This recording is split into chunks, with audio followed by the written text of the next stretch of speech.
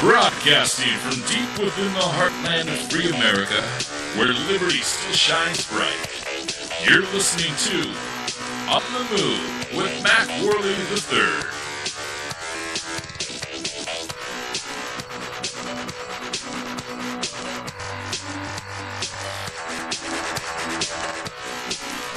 Hello, MacPack. It's great to be back with you for another week of our program here. My name is Mac Worley III, and this is On the Move. This is a show that attempts to inspire you to stand up for your rights.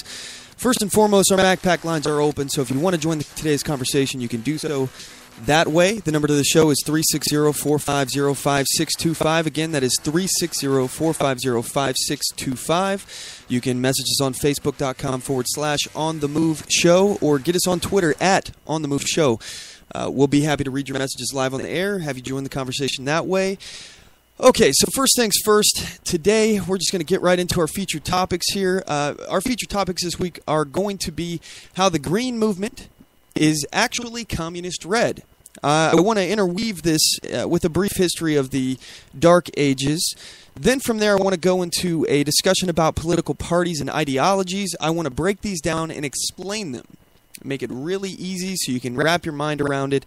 This is the way I look at this is that there's a lot of obfuscation on all sides. I think, particularly when you start talking about parties, when you're talking about how these groups of organized, people who on either side of the aisle, that they're more reliant on power that they create. That in my opinion is typically what the parties are concerned with. I'm going to explain more about this and talk to you. Now, I welcome your opinion. So please, if you feel that I'm wrong in anything, please call me out. Again, that number is 360-450-5625.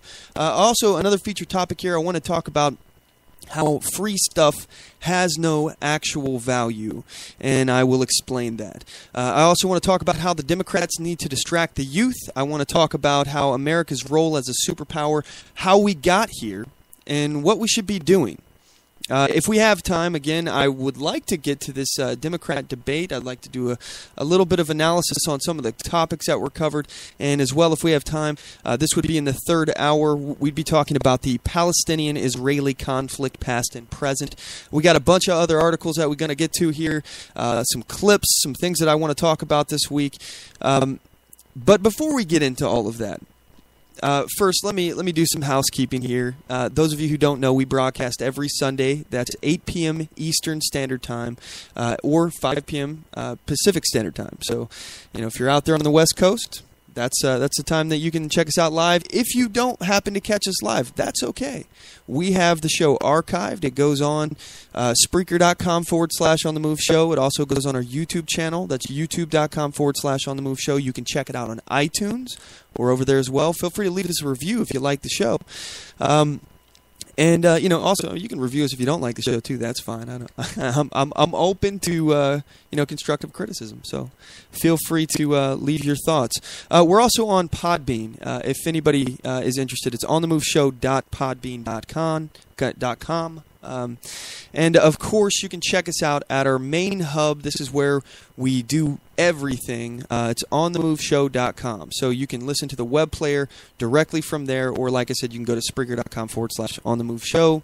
Like us on Facebook.com/OnTheMoveShow, and follow us on Twitter.com/OnTheMoveShow to get all that social media interaction that I love so much to have with you guys. So, all right. So before we get into any of our featured topics here, I just want to give you guys a heads up here.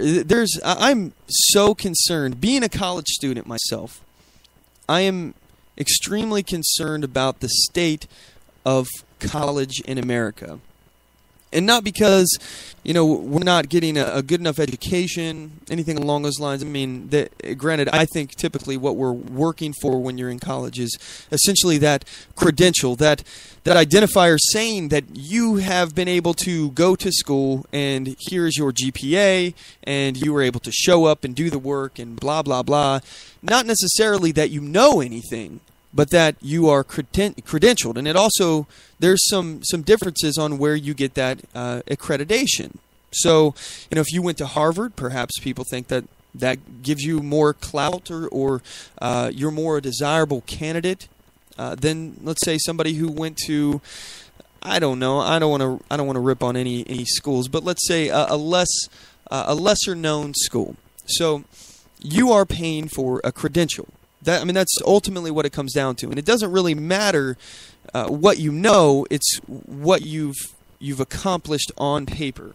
What is on paper? Okay, so for me, I'm extremely concerned about the state of college, because not only are we not really getting anything out of it when we're talking about educating our children, we live in a time now where you can literally learn anything you want on your own. We live in amazing times. I have to say, I'm an autodidact. Typically, I teach myself most of the stuff that I'm learning. And I continue learning. I think education is so important, and I think it's important that we continue to learn as we, advance along our life. We gain wisdom through more knowledge. We get a bigger picture of the world, and therefore we're able to better understand the world around us.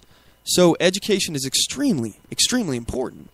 But when we're talking about what we're doing now, see, here's the thing about colleges, and I'm speaking from firsthand experience. They are filled with Marxist professors who hate America. Filled with them. Now, I do most of my schooling. I'm in college right now. I do most of it online. So I haven't had to deal so much with this aspect. I've had some issues with some professors online who disagreed with my opinion, though they asked me what my opinion was, and that was what the assignment was. And I got a bad grade on those because my opinion did not mesh with what the book said. But again, you've asked me my opinion. Don't ask my opinion. If you don't want it, don't ask for it. So that's the way I look at it. So, but those are all small little things that happen during my few years here of going to school. And where I'm at now, I'm starting to do physical college as well. So I'm actually, this has been for about a year now. I've been going, maybe a little less than a year. I've been going to physical college. So I was at a community college when I was out in the Pacific Northwest. I went to one in Portland, and now I'm in one out here. I'm in Kentucky. So I already kind of understood the political landscape where I was in the Pacific Northwest. I figured, okay, well, I understand that this teacher is an extremely Marxist professor. He taught. It was a film class, everybody, a film class, and we're talking about Marxism and how capitalism is evil and all this self-hating, loathing from these people who hate America and hate themselves because they're in it, and they want to bring everyone else down to their level. So I move out here, Kentucky. I think, okay, well, it's more likely I'm going to have maybe a conservative professor. Hope that'd be kind of an interesting dynamic. It'd be something different to see another, or even a neutral. Oh my goodness, how amazing would it be to just go through a class that's about a subject that's very particular and not related to politics in any way, shape, or form, and not have to hear it, not have to hear anybody trying to tell me what to believe. All right, and granted, that's what I'm doing on this show most of the time. I'm telling you guys how I feel. I'm asking your opinion, trying to get your input, and see if we have any differences of opinion. And that is great. That's all fine and good, and I love that dynamic. That is something that I really love. But not in my college experience, when I'm not taking a political class. If, for example, this new class I'm in, this is the most Marxist, the most self-hating professor I've ever seen, and I'm in Kentucky, and this is a literature class. It's literature and poetry and literature. All right, so it's very frustrating for me because every single time we talk about something, we end up down this tangent of politics, Marxist politics, by the way. And and I'm sitting here just trying to fly underneath the radar, and I cannot help myself. I cannot help myself. And I know, this isn't what this class is about. I don't want to take up time in the class talking about politics that I disagree with the professor. But he's all up there saying things that are absolutely wrong. Like literally, verifiably, statistically provable to be wrong, to be incorrect. So he's talking about global warming. He's talking about redistribution of wealth. We're in a literature class. Why are we talking about these things in literature class? And the crazy thing is that there are people inside the class, other younger people, who think they're being brave by standing up and saying, "Oh, well, yeah, I completely agree with you, Professor." Like that's a hard thing to do, apparently, to not disagree with somebody, to completely agree with somebody. Yeah, I completely agree with you. And this last week we had a conversation, and it was amazing. We've talked about this in the past with Dan Sandini. He's been on the show before, guys. You've heard about him talking about how college professors are in there teaching about white guilt and white privilege and how you should feel bad because you're white and you can't do anything about it. You have privilege, and it doesn't matter, what you do. You can't relinquish this white privilege that you have, so you should feel bad about it, and you should, try to do more for the minority. And he was up there, our professor, he's up there talking about how bad we should feel because we're white, and how us white people, we don't have to worry about things like, if we get a job, we never have to worry about if we hold that job because somebody was filling a quota. Because we didn't really deserve that job. We weren't the most qualified candidate, but somebody had to fill a quota. And now we have to sit here as minorities. We have to sit here and wonder if we're the most qualified candidate for the job or if we're just filling some affirmative action quota. This is his actual argument, that why we should feel bad. We are doing something with affirmative action, which I completely and wholeheartedly disagree with, because I believe that affirmative action is discrimination. It is soft bigotry. In fact, I will tell you why. Because you're saying that because of your skin color, or whatever thing that we decide to determine of why you get this. But typically, we're talking skin color when it comes to affirmative action. Because of your skin color, you could not make it on your own merit. So therefore, we have to make it easier for you. Because you're not capable of doing this on your own. How is that not racist? How is that not bigotry? That is absolutely bigotry. I think it's soft bigotry. It's the bigotry that comes with low expectations and lowering the bar for people because you don't think that they're as capable of surviving by themselves. I think this is completely wrong. I think this is immoral. And then secondly, if we're talking about, issues that arise from affirmative action, okay, well, let's get rid of it. Let's get rid of it, Professor. All right? But no, they don't want that. They want to continue to create special classes of privileged people who are getting more than everyone else. So they actually have special rights and special little favors that are carved out for these people. I see nothing wrong with charity and goodwill, and I love the idea of, and I practice this myself, of treating people the same, treating people based upon their actions and their words, and not any other factor other than that. I mean, you treat them based upon their merit, their words. You don't treat them any differently based upon their race, religion, sexual orientation. As far as I'm concerned, I think it's bigotry to do anything other than that. If you are, in fact, treating them differently, I think that's bigotry. Whether it's good or negative, whether it's positive or negative, however you're treating them, it's bigotry if it's different than anyone else. So this is what I'm faced with when I'm in college. And, I speak up and we talk about the topic shifts all over the place. Because when you question these people, first and foremost, they're unprepared. And this is why I'm saying that it is not strong, it is not difficult to stand up and agree with somebody. Because when I stand up and I say, "You are incorrect, sir," that is just verifiably false. And I said that in this last week, this class. I'm trying to remember he was saying that the rate at which African Americans are killed by police, he was saying there are more African Americans that are killed by police officers every year than white people. And that is just verifiably false. So when I challenged him on this, he starts to stutter, and he doesn't know how to react because he's not used to being challenged. And none of the other students are used to being challenged. When they turn to me and they start defending the professor, I turn to them and I ask them questions. And they do the same thing, and they slowly but surely stop talking because they don't have an answer. And typically, that is what you will find unless you find the ones that don't have an answer, but yet they want to shout you down. Those are the useful idiots that Karl Marx spoke about. So I am in the class, and we're having this discussion. I hear my professor tell me how bad I should feel because I'm white, and trying to make me feel guilty because of my race.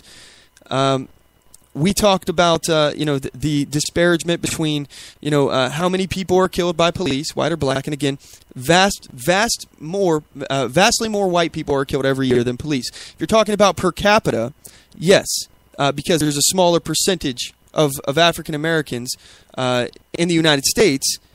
So when you look at it population-wise, yes, more African Americans are killed by police per capita every year. But the question, Is this an institutionalization issue, or is there some issue here that is the underlying reason? Is there some kind of personal responsibility that needs to be to be taken here for the actions of people who are violating the law? And I don't know. So I think that I could get into that. And I think that there are some societal reasons why there may be more arrests or people being killed by police in the African-American community. I won't get into that today.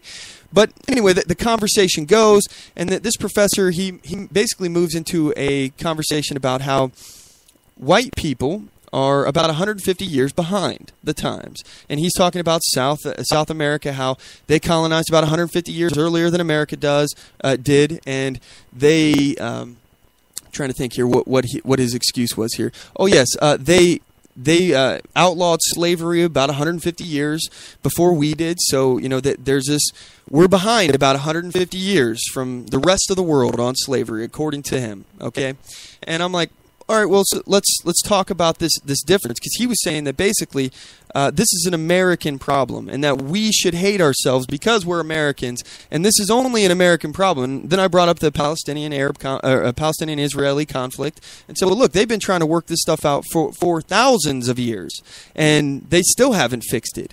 And is that an issue? And my professor goes on. This is, by the way, this is on the heels of the Palestinian attacks in Israel, where people are running down men, women, and children with cars, getting out of their vehicles with big knives, big butcher knives, I forget what the cleaver things, and hacking people up with their knives. Palestinians are hacking up Israeli citizens. So this is on the heels of that event. And my professor adamantly said that he supports the Palestinian cause immediately following that. So very, very crazy. So I just wanted to paint a picture here of what we see in college. This is the average college course, and this is what we're paying for to get a high education.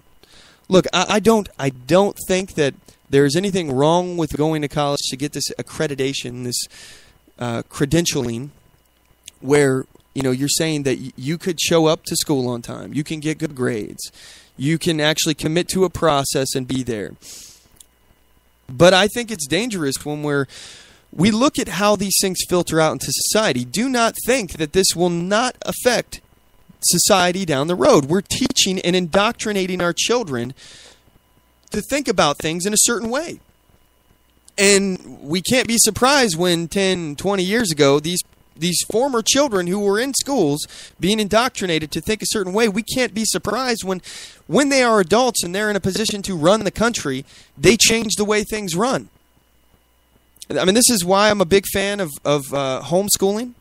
You can teach your kids your values, teach them all the values, let them pick what they want to believe. Instead of going through school and being force-fed socialism, communism, Marxism, self-hate for being your race. Hating yourself for being American. It's dangerous.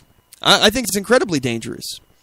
And we honestly, there are some times that we may need to recognize if college is actually right for us. I mean, not even to mention the fact of how expensive it is. You can go into $200,000 of debt extremely fast, and you may not have a job when you get out. And we're going to get to that when we talk about this whole free stuff thing that's being perpetuated by the Bernies and Hillarys alike. So I just wanted to give you guys a heads up, tell you a little story. That's not really what I came here to talk about today, but I just thought I'd mention it. Anywho, we're going to go ahead and cut to a quick commercial break. When we come back, we're going to talk about how the green movement is red. You guys don't want to go anywhere. We'll be right back. Oath Keepers is a nonpartisan association of current active duty military, reserve, guard, veterans, peace officers, and firefighters who will fulfill the oath we swore. With the support of like-minded citizens who take an oath to stand with us, to support and defend the Constitution against all enemies, foreign and domestic. So help us God. Join us at oathkeepers.org.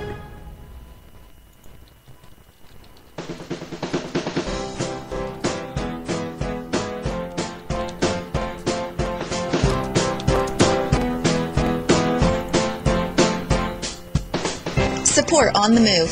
Help us make this podcast bigger and better. You can do this by going to our store and purchasing one of our hundreds of products.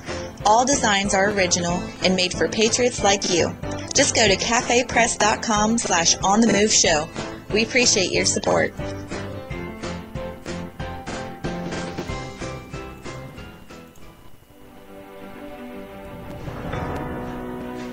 Hi, I'm Latasha Worley, and I work with candidates to creatively and effectively communicate their message to voters. I offer professional graphic design services, from yard signs to flyers, from logos to vehicle magnets. Email me today at latashaworley@gmail.com. That's LATOSHA Worley@gmail.com for a quote on items for your campaign.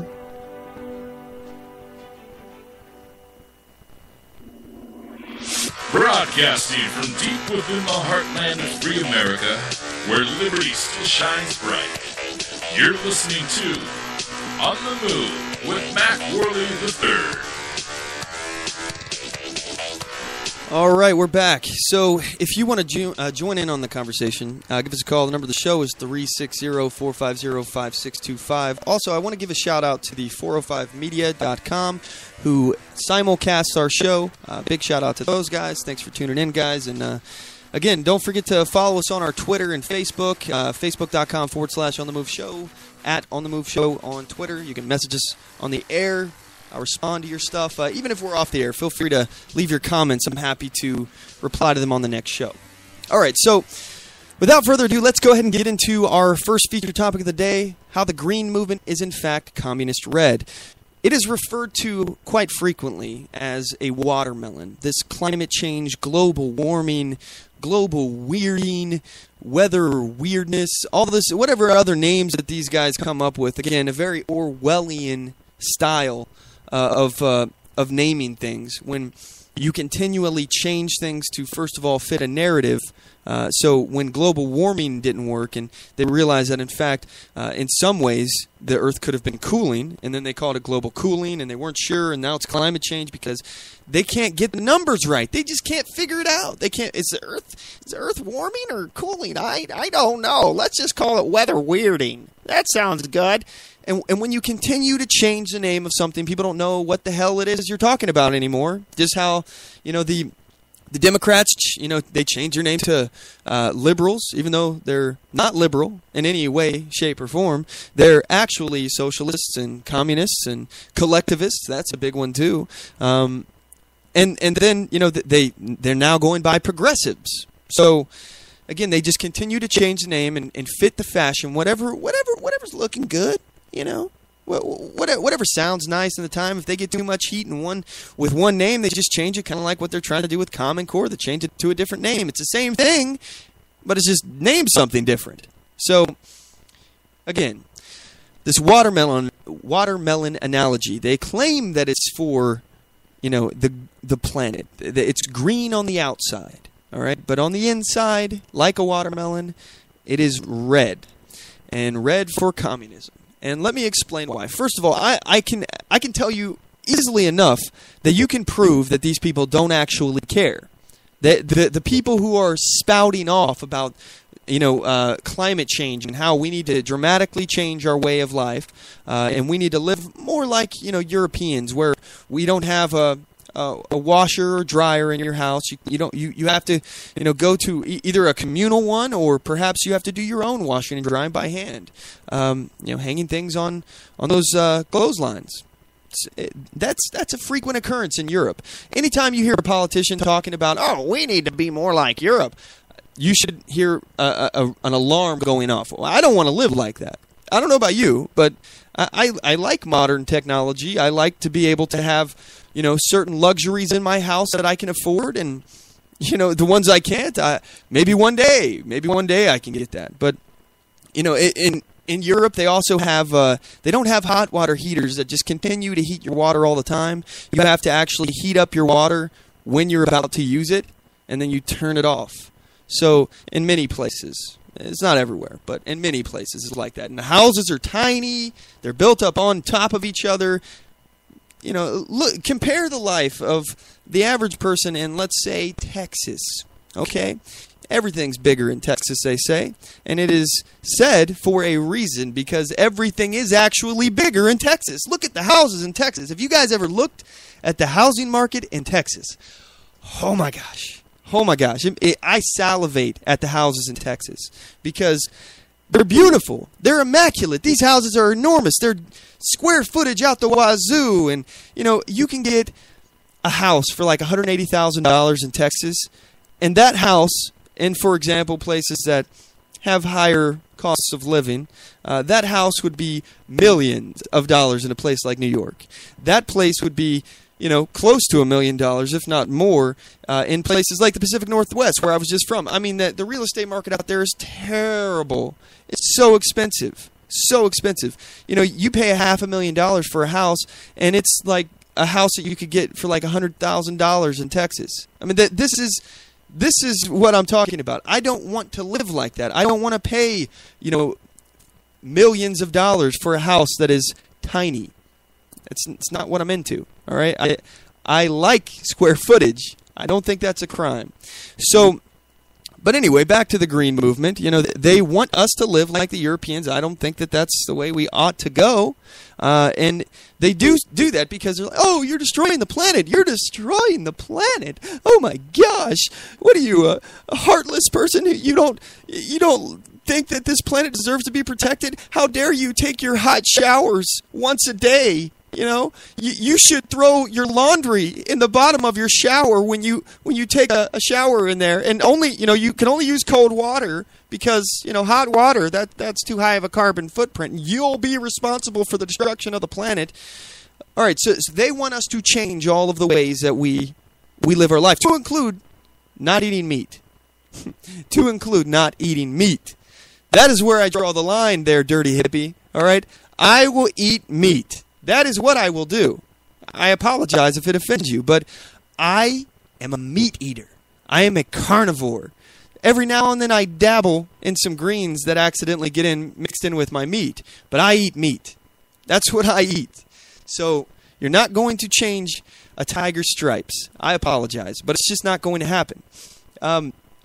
When we're talking about the things that they want us to do, they want us to change our life in such a dramatic way, but at the same time, these people continue to do things that they themselves should be against. Like, for example, politicians like Hillary, Al Gore, all of the Democrats who are calling for climate change, things that will dramatically raise the prices of energy and dramatically reduce innovation. Dramatically reduce innovation, because if everything is too expensive to do, and if it's regulated by the government, and you can't do it because you're going to destroy the planet by taking hot showers. Yeah. If everything is like that, then you are actually stifling technological advancement. You're actually stifling innovation because you're regulating it and holding it down. Just look at what the EPA does. Everything is regulated now. You can't walk across the street without breaking some law. And in fact, that's called jaywalking in some cases. So, I'm just throwing that one out there. But they want us to change the way we live our lives, but none of these people do. They fly around on private jets that put out more CO2 into the atmosphere than you and me in one whole year. What? And we're supposed to listen. We're supposed to not take a hot shower. We're supposed to be taking a cold shower with our laundry at our feet. But they can fly around in private jets. If they actually believe that they were destroying the planet, then they should know that in fact, their ability to get from A to B quickly is more important than the rest of our lives. But no, they don't actually believe this. And this is how you can. If they believed it, they wouldn't do it. And if they do believe it, and they are still doing it, then they don't care about you or me. So why the hell are we listening to them? So, when we're talking about the communist aspects of this, and how regulating stifles innovation, and how we need to unregulate to actually create a boom in advancement. I want to actually talk specifically here about the Dark Ages and relate this back here, all right? And I want to actually tie this in, oddly enough, into space travel. So, when the Dark Ages happened, if you're not familiar, Roman times happened. There was a period of technological advancement. We had, the world, humankind, had developed all sorts of new technologies. We were able to build things in ways that we had never been able to do before. We were able to forge substances like bronze that we had never fully been able to understand. And to this day, we still don't really get how they did it. Think about that. The Romans, the Egyptians, they did things that were marvels of the time. And they're marvels today. We don't fully understand how they did what they did. There was knowledge that was lost, and lost forever. And how did it get lost? Well, first of all, the Romans, they spread their empire out far too wide. And then they lost what it's called a national identity. They had governors in conquered territories actually run their conquered territory for them.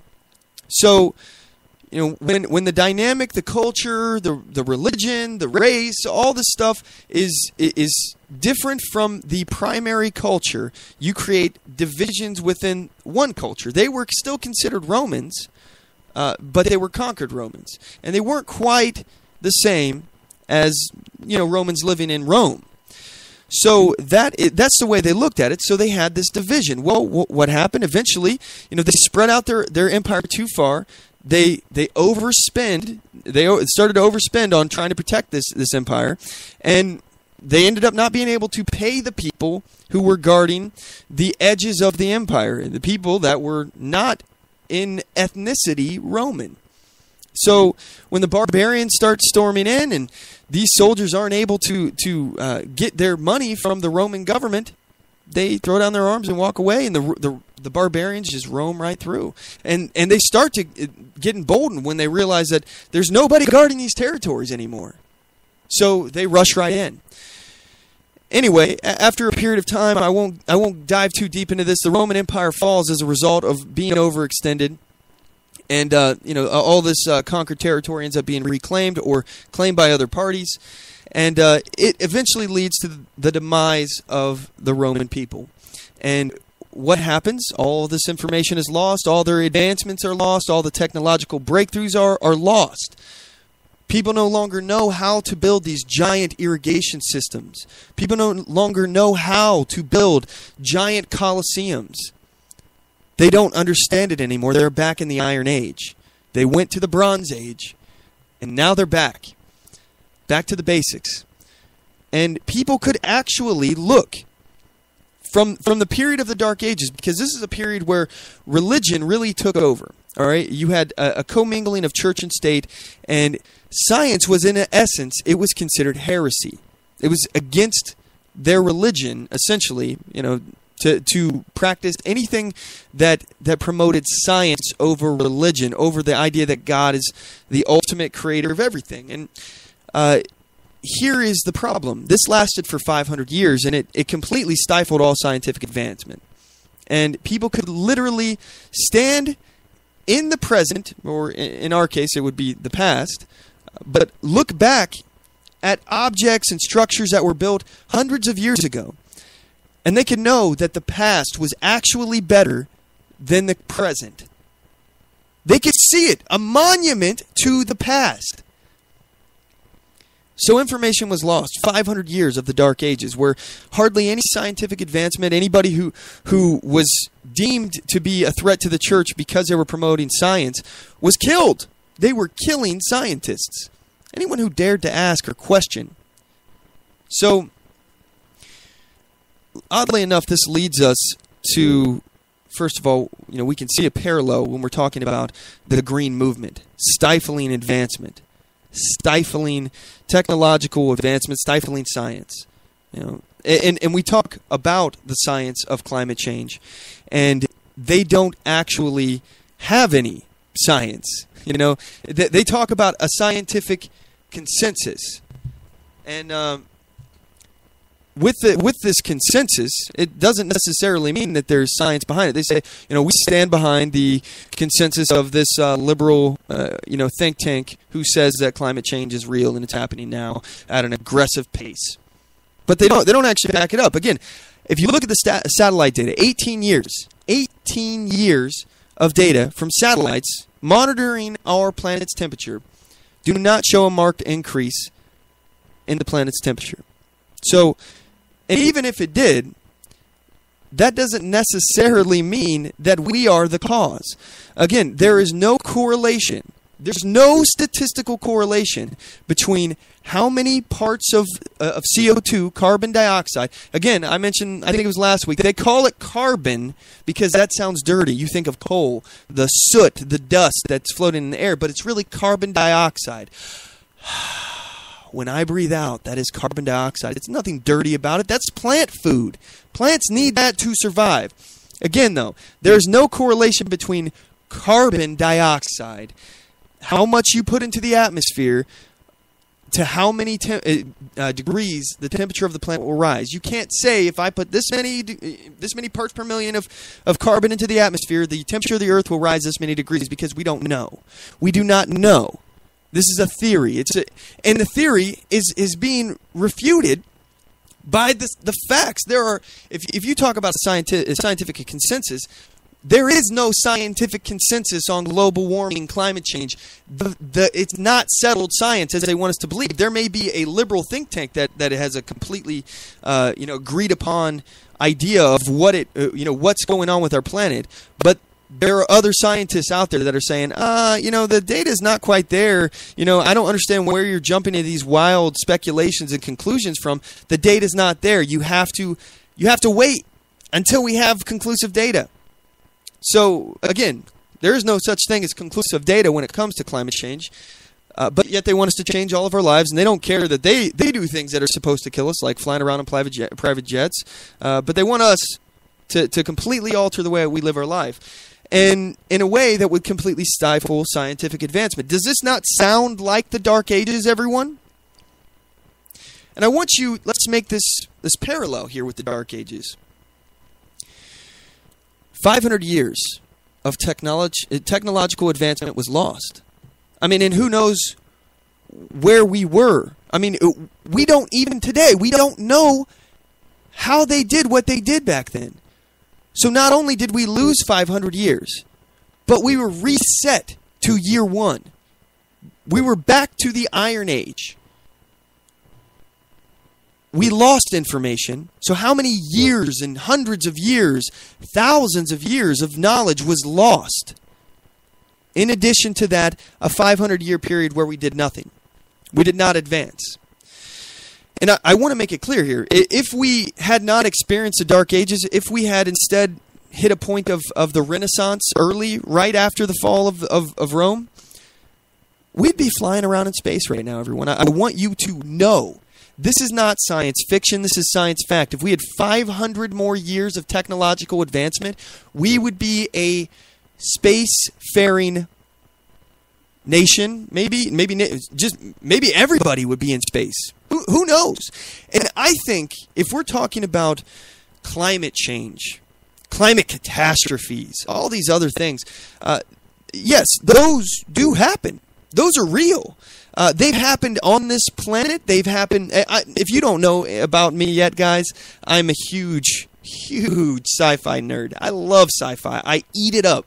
And I love anything about science, especially outer space. And I've been watching this series. It's called How the Universe Works. It's on YouTube. You can check it out.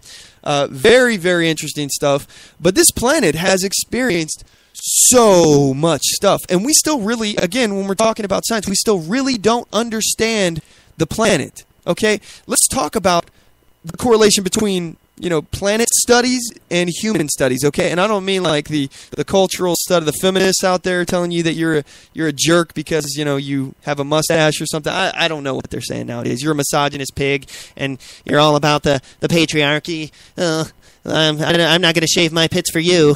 So, look, these are completely different topics. What I'm talking about is they don't understand how the planet works. Yes, that is a fact. They also don't understand how the human body works. Our modern medicine is just a series of guessing. That's all we're doing. We conduct educated guesses in modern medicine all the time. All the time. Yes, technology is advanced to where we can maybe detect certain diseases a little easier. We can do tests. But for the most part, it's less of a science and more of just we've been doing trial and error for so long that we have a pretty good idea of if this happens, we need to try these things. And one of them may work, and if they don't, then we try these things. So that's where we are in a human body. And there are billions of human bodies for us to learn on. We only have one planet to study right now. We only have this one planet that is like our own that we are studying and learning from. And you think that they're going to get that right now? They can't even figure out the human body. How are they going to figure out a complicated system that we don't even fully understand? I mean, it blows me away. But as far as disasters, they have happened. They've happened so many times. Not just even on this planet, but in our universe. And we already know that there's a period of time here when, anything else could happen. A comet could hit our planet. I believe in 2029, there's going to be a extremely close near miss of a comet from Earth. I mean, I think this one's called Apophis, if I'm remembering correctly. I think it's 2029. It's supposed to pass so close that it's going to be between the Earth and the Moon. It's even going to be in between satellites orbiting the Earth. So, if we're really worried about some kind of global catastrophe, what we need to do is get the hell off of this planet. Now, I know that sounds crazy, but we need to get out there and explore space. What is more libertarian, by the way, than exploration? To going into new frontiers and claiming them as your own, or trying to build up and develop a society. I mean, there's so many things we could do. And when you look at the grand scheme of the planet, okay, everything's going to look so small geopolitically once the universe opens up to us. All of our problems are going to seem like, oh, well, I can just go out here and start my own little enclave of freedom-loving people. I'm not bound and rooted to this planet that these people are screwing up. We can go somewhere else if we really want, because that is the ultimate thing for me. I always say, where are you going to go if America falls? Where are you going to go? You going to go to Europe? I don't want to go there. Have you heard about what's going on in Europe? There's a migrant crisis going on there. They got hundreds of thousands of migrants that are flooding into Europe and completely going to destabilize. They're up there complaining about, first of all, okay, all right, let's talk about the immigration thing for a second. Just a second, okay?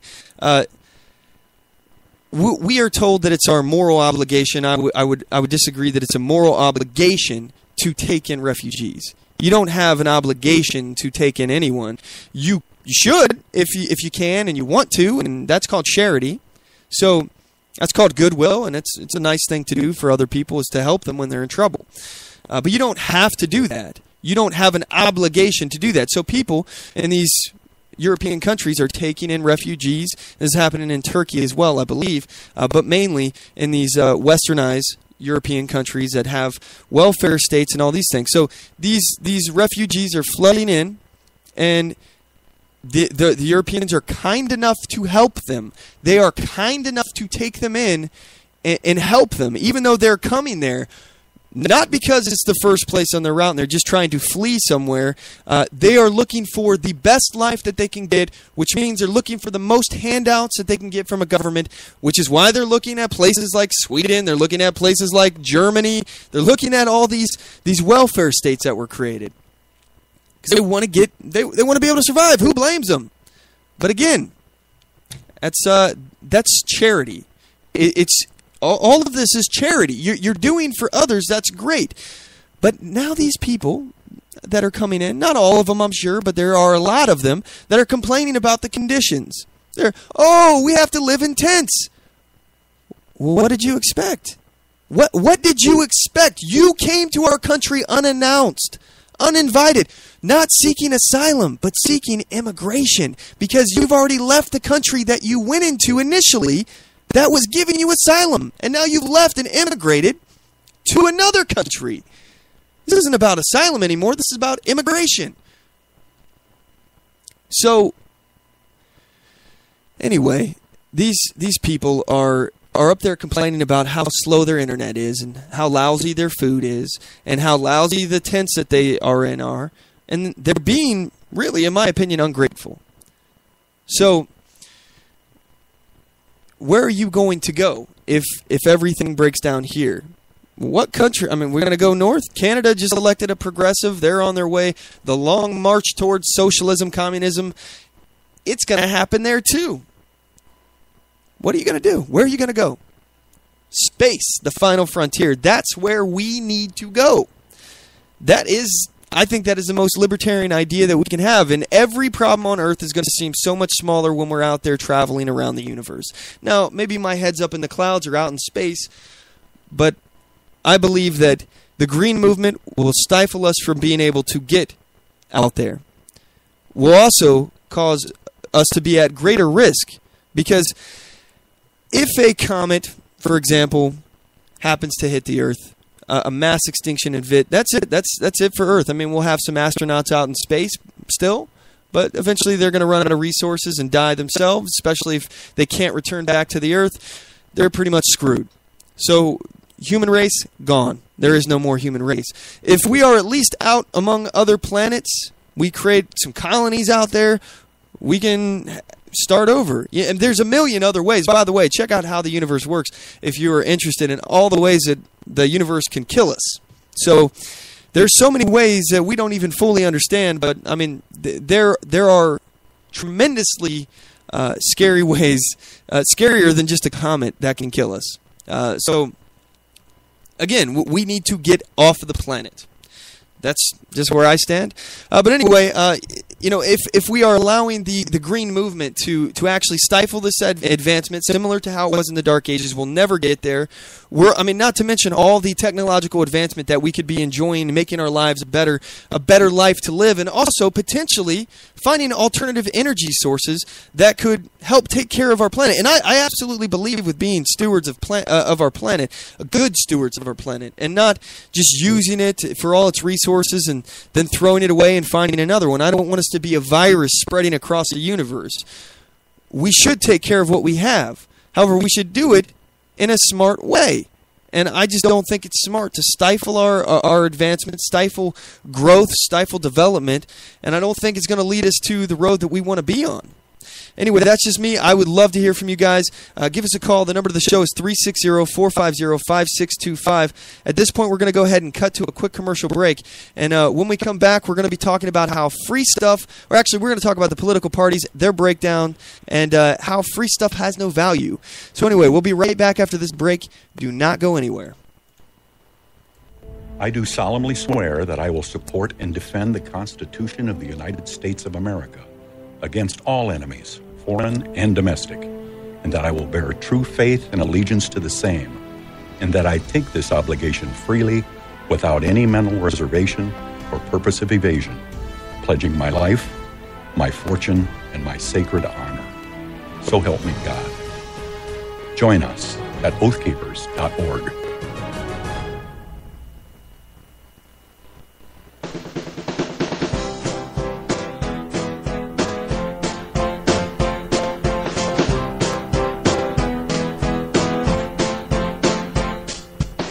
Support On The Move.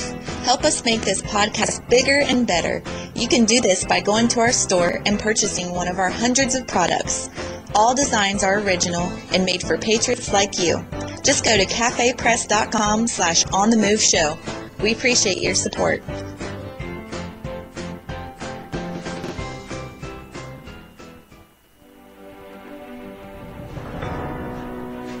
Hi, I'm Latasha Worley, and I work with candidates to creatively and effectively communicate their message to voters.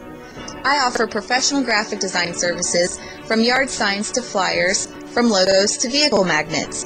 Email me today at latashaworley@gmail.com. That's LATOSHA Worley@gmail.com for a quote on items for your campaign.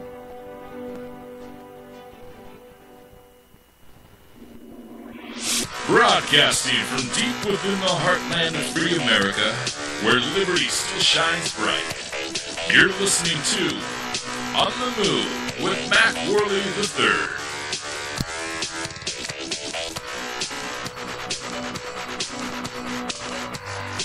All right, we're back. I appreciate you all sticking with us. So you may have, I don't know if any of you are put off by science fiction talk, space exploration, or anything. That's nothing we've ever actually talked about on the show before. But I just thought it needed to be discussed. It upsets me that we could literally be flying around in space right now. I could be broadcasting this to the entire universe. But, we're stifled 500 years of technological advancement because of the Dark Ages, and it looks like the left is trying to put us into a new Dark Ages.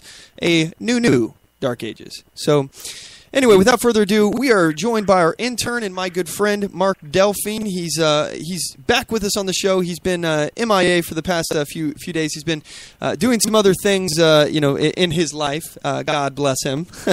Again. Anyway, I want to introduce you again, Mark. Mark, welcome to our program again. Thank you. Thanks, Max. Sorry for the delay in getting back with you. Oh, no worries. I understand. Life goes on, right? Everybody's out there doing their own thing. So, let's get right into the meat of this next topic here. I want to get into, and these are political parties and ideologies. So, I want to run through and give my take here on each ideology and political party, essentially, and give you what I think they ultimately break down to. And Mark, I would appreciate it if you would chime in here and correct me on anything that you think I'm wrong on. Give me your opinion on these as well. Does that sound like a good plan, man? No, my pleasure. You're always entitled to my opinion. Okay, alrighty. So let's see here. Let's start. I think the best way that we can do this is to start out with what a classic liberal is. And first, actually, Mark, I'm just curious. What do you think a classic liberal is? My definition of a classic liberal is just what I would call a libertarian today, which is old John Locke. I mean, the idea of personal freedom, personal responsibility. Only you and only you have the inalienable rights to defend you and yourself. The idea of really just more socially doing whatever it is that you want to do.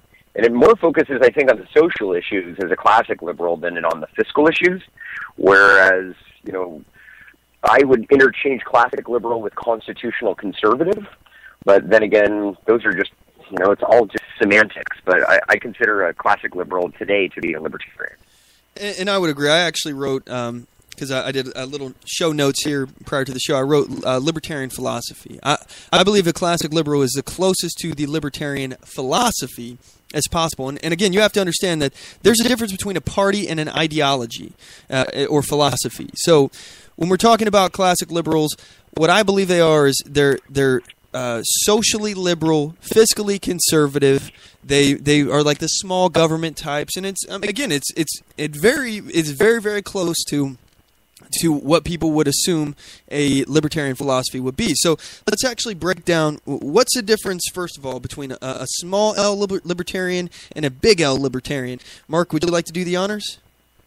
It's really just dependent upon the listener. It's in the eye of the beholder, I guess. What I would look at as a big L libertarian is somebody that's almost so libertarian that anybody who is any bit outside of libertarian philosophy would almost disparage that person or kind of almost want to kick them out of their own little circle. So it's somebody a big L is somebody that's so vested in the libertarian philosophy that they vigorously disagree with and don't want to include anybody into, or somebody that is just so fiercely libertarian, versus a small L, which somebody could be, say, a member of the Republican Party or a voter as a registered voter or registered Republican, but still believes the classic libertarian philosophy. So maybe it's more of a socially liberal Republican. How would you distinguish the two? So again, these are all basically, when we're talking about these are pretty much in the eye of the beholder. There's no online dictionary that will explain this to you guys. So we define them ourselves, and these are, we hear the left always talking about social construct. This is in essence a social construct. So it is what we make it. It is what we say it is, and a consensus becomes. But when I think of big L libertarian, I think party. When you see a big R in front of Republican, a big D in front of Democrat, and a big L in front of Libertarian, that's referring to the party. And when I think of small L Libertarian, that's the philosophy side of it. So I think you can be steadfast, and even how you were saying that you thought that big L Libertarians are kind of want to kick people out of their groups and stuff like that because they're not libertarian enough. I think that is less of with inside the big L and more so with inside the little L. But again, it just depends on the individual. So let me explain. I think that in essence, this isn't where I see the Libertarian Party right now, but I don't like parties because I think parties put the focus. When you create a party, your main focus now is your party, and no longer is it your ideology. I think the Libertarian Party has done a very good job at putting obviously their party is first, but their second thing that they care about is the ideology. I think they still have that. Whereas I think the Democrats and Republicans, I think that their ideology is way further down their list of priorities when we're talking about big R Republicans, big D Democrats. I think the party is number one on all three of these parties, but the difference here with the Libertarian is that their ideology is still second. I don't know if it will remain that way.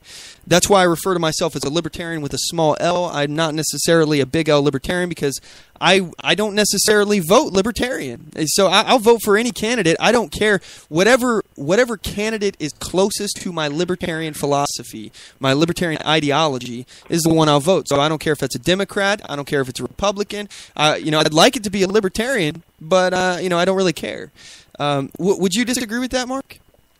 No, I guess this is how I would look at it. I mean, when you're getting into the two big parties, to me, it's much more about a pack or a tribal kind of mentality. It's like, we're here together, we're all in it together, and part of me feels as though people let go of their ideology, or even more so and even more detrimentally is that they will sacrifice their ideology, or they will bend their ideology just to fit the party. That's exactly. So it's party first, like you said. So one second, because I want to explain here what you were saying. So the big L Libertarians, in essence, could be conforming to the group for the greater good of the group, and therefore sacrificing the ideology. This is why I was saying little L Libertarian is more zealous with their philosophy, because they don't want to conform to the group. They believe in the ideology wholeheartedly, and they're not willing to sacrifice to conform to the group. The big L Libertarian would, because maybe it's for the greater good of the party. Do you disagree with that? I would flip those. I do. I would flip those. I think a big L is much more in line with the philosophy, which is, in my experience, I mean, I've met several libertarians in the Libertarian Party of Oregon and the National Libertarian Party that basically said, look, you know, if you were not 100% ideologically libertarian, in other words, and I guess, you know, I mean, this is a challenge, but this has been my experience. There are small L's who will come into the Libertarian Party saying, look, you know, my past experience has been either I'm coming from the Republican Party or I'm coming from the Democratic Party, and there have been both. Most of them come from the Republican Party who are disgruntled, but there are a lot of very social libertarians who come from the Democratic Party who are sick and tired of, you know, unions, or they're sick and tired of socialism, so they move over into the Libertarian Party. The point is that a lot of big L's, from my definition, would almost not even want them in the party because of the fact that their ideology isn't all the way down the list. So it's kind of part and parcel where they're uncompromising, unwavering and uncompromising in their philosophy. So that if you do not identify with the ideology and the philosophy every step of the way, then they don't even want you in the party, which is why I believe the Libertarian Party hasn't grown significantly. Because if you really think about it, Mac, the majority of this country is very socially tolerant and very social or fiscally responsible. They want, or in other words, they want their government to really not get involved in people's, you know, affairs in their own bedroom, and they don't want people getting involved, the government getting involved in your wallet. People should be able to keep the amount of money that they have and that they've made for the most part. Sure, we need a tax base, and, you know, that's how government services run, but keeping it lean. And I think the opposite when it comes to the social side of it, where it's like, you know, get government out of people's lives, stop infringing upon people's rights. You know, if you're not hurting somebody, stay out of your life. In other words, your right to swing your fist ends at my face. I mean, you can pretty much do whatever you want, just don't harm me. But I think, you know, if what I've seen in the past, especially with big L's, how I would describe a big L, is that they don't want you involved unless you lock, stock, you know, like believe in every single thing that they believe in, which really, you know, it hinders its ability to grow, because not everybody believes every single thing that a libertarian has to say, or the Libertarian Party. I mean, I understand where you're coming from, and in some ways I agree. My reason for why I disagree in some ways on this is because I think that the big L libertarians that you're talking about that are extremely, you know, adamant that, you know, only, you know, you have to walk this certain policy line, you have to believe in the ideology. I believe that those people are, in fact, little L libertarians that are in the big L Libertarian Party. That their number one concern is the ideology, and I think that's the difference here. Is the difference between big L and little L is once you become a libertarian with the big L, you have to replace your number one concern, which used to be ideology, with the party. And yes, there are small libertarians inside the Libertarian Party. You have the purists in there, but they have yet to, and maybe they will never do this, maybe they will never replace ideology as their number one concern with the party as their number one concern, because again, that the number one concern of all bureaucracies, and a Libertarian Party is still a bureaucracy, is their power. That is it. That's their number one concern. They have to worry about the party first. So, you know, I mean, that's why I disagree. But let's move on. I see we've talked about this for a little while here. So let's move on to the next one here. And actually, before we do, would you agree that libertarians, just in general, are, you know, about personal responsibility, individual rights, following the Constitution, small government, those kind of things? Yeah, that's why I think that, I mean, I identify with the term or the label classic liberal. I also identify with the label constitutional conservative. So in a way, I'm a liberal and a conservative, because I believe in conserving the Constitution, but I also believe in, you know, how I would look at the opposite of a conservative versus a liberal is conservatives want to conserve the status quo or what they believe works, whereas a liberal wants to change things to what they believe will work. And so when you're looking at it, I want to conserve the Constitution because I believe that works. But I also want to change things like, say, the drug war, or say, how the government looked at, say, same-sex couples, or, anything that isn't necessarily the status quo, but that, in my opinion, needs to change. That's where I would be liberal on. You see what I mean? Yeah, I get what you're talking about. So with conservatism, that's the next topic here that I want to get here, the next ideology. So you think it's basically conserving the Constitution or the status quo, trying to keep intact what works. And I can see that. What they perceive to work. Yeah. What they perceive to work. Yeah. So, for instance, what they would perceive to work is Christianity on all fronts. Well, maybe not everybody believes in that, so we don't have to conserve that for a nation. I guess that kind of came out wrong, but in other words, when it starts to get into religion and when it starts to get into something where, say, for instance, like drugs or gays or abortion or something like that, that's when I start to go, okay, that's the ideology of conservatism, which is supposed to be, keep government out of your life and conserve the Constitution. That's where I think Republicans/conservatives go awry. That's where I think that they misstep, because they're trying to conserve their little bubble, as opposed to what the Constitution is supposed to do, which is to protect the little guy. So the way I look at it, and again, we're following along the train of evolution here, basically. We have the classic liberal, which is essentially the libertarian philosophy, and, then we move into the libertarians. And from there, the difference I see here is that conservatives, they basically have a sprinkle of religion and values that basically guide their life. If you're a conservative person, you're a conservative not just in how you vote, but how you live your life. You may be a Christian, you may not be, but you tend to be personally responsible for yourself. You want to keep the government small. The problem is I think that conservatism, and I just want to, everybody out there who considers himself a conservative, we are not enemies. I want to be clear. I am mostly on your side on a lot of issues. If you're talking about governmental control and trying to get the government out of our lives, I'm with you. I'm with you on that. Where I feel that inside the conservative movement, it has gone awry, and I don't feel that it is actually conservative at all, when we're talking about these values that guide your life, is where we start talking about regulating morality. And this is what Mark was talking about, with the war on drugs and trying to control who can marry who, things along those lines. I think that is a pervasion of the actual conservative values. I think that has been manipulated by people who want to create systems of control. And enough people have got on board, and that's become a platform of the conservative political party. Essentially, it's not really a political party, but you get what I'm saying.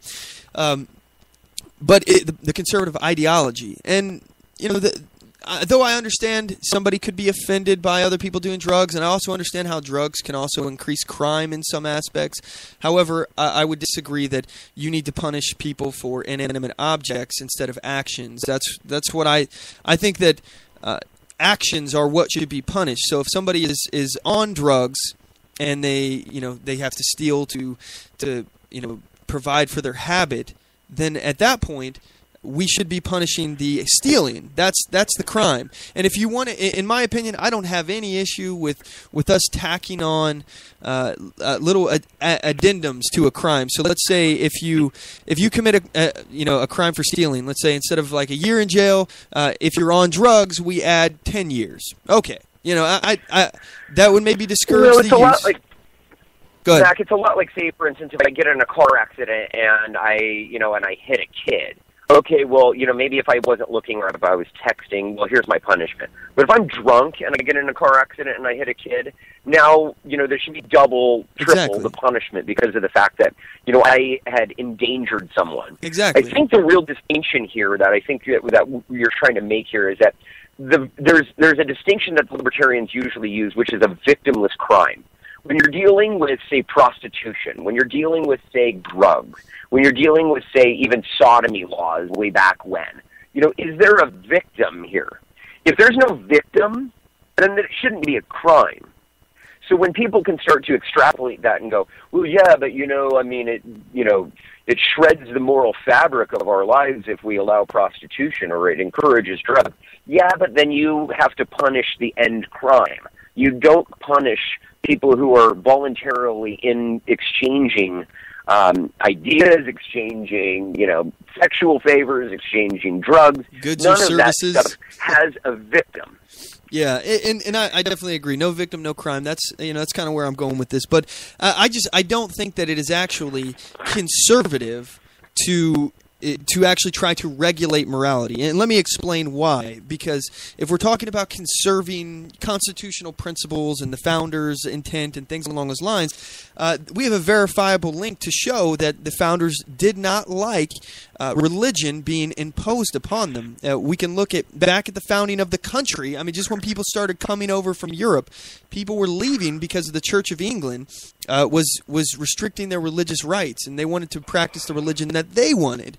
So they left and started a new place, a new colony, so they could have their own religious practices without fear of the government restricting them.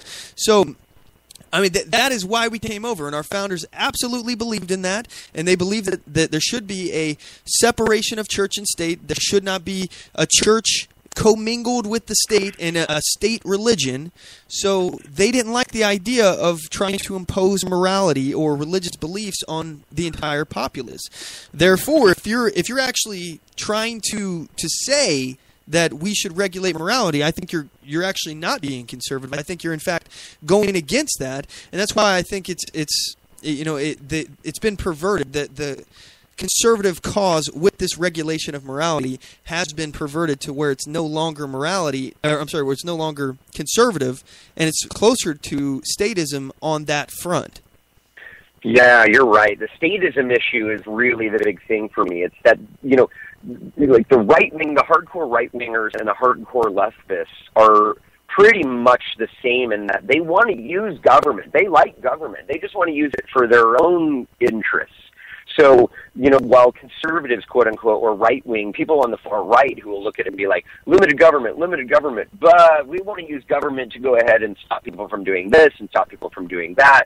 The difference really, in my opinion, is that how the left looks at government is that they want government to do good, whereas the right looks at it and says we want to use the government to stop people from doing bad. Now, when they look at it and say to stop people from doing bad, I would actually agree with that more than the government being used as a charity, or more than the government being here to do good. Yeah. Sure, we have all these oodles and oodles of trillions of dollars that we could just spread the wealth and distribute everything, and couldn't that just be great how we could redistribute everything and make so much good? But the government's role is not here for charity. The government's role here is limited. And again, it is here to stop people from doing bad. A minimal government. We need court systems. We need police. We need those kinds of programs enforced.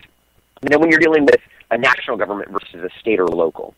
Now, what happened really is that in the mid-'70s to all the way through the '80s, the religious right started realizing, we've got powers in numbers here. And if we could use our morality, our government, to basically say, we can, enforce our morality, even though we don't want to call it morality, because we know that doesn't sound very good.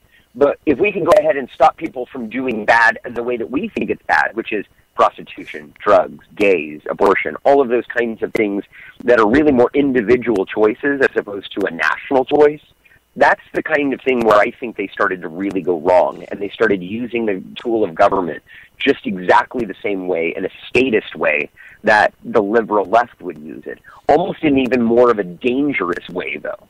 Yeah, absolutely, and I would agree with that. I think it's the pervasive aspect of statism where you're using governmental coercion, and in this aspect, I don't think that there's really any difference because they're ignoring the principled arguments that they agree with on the other side. Like, for example, conservatives they understand that the government can't do everything for you. The government can't provide every single one of your needs, but the left wants to create these institutions to do that. And they understand that you can't, prohibition doesn't work, for example, that you can't ban guns. And most conservatives would be against a gun ban because they realize that criminals will still find a way to get guns. So this is an understood and agreed upon, for the most part, argument that conservatives will make. But let's spin that now.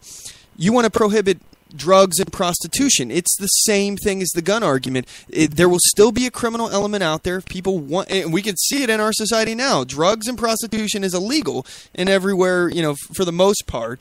Very, very few areas where it's not, but it's already illegal, but it's happening. It happens all the time, and there's not really anything that you can do about it, but punish people for engaging in it when you catch them.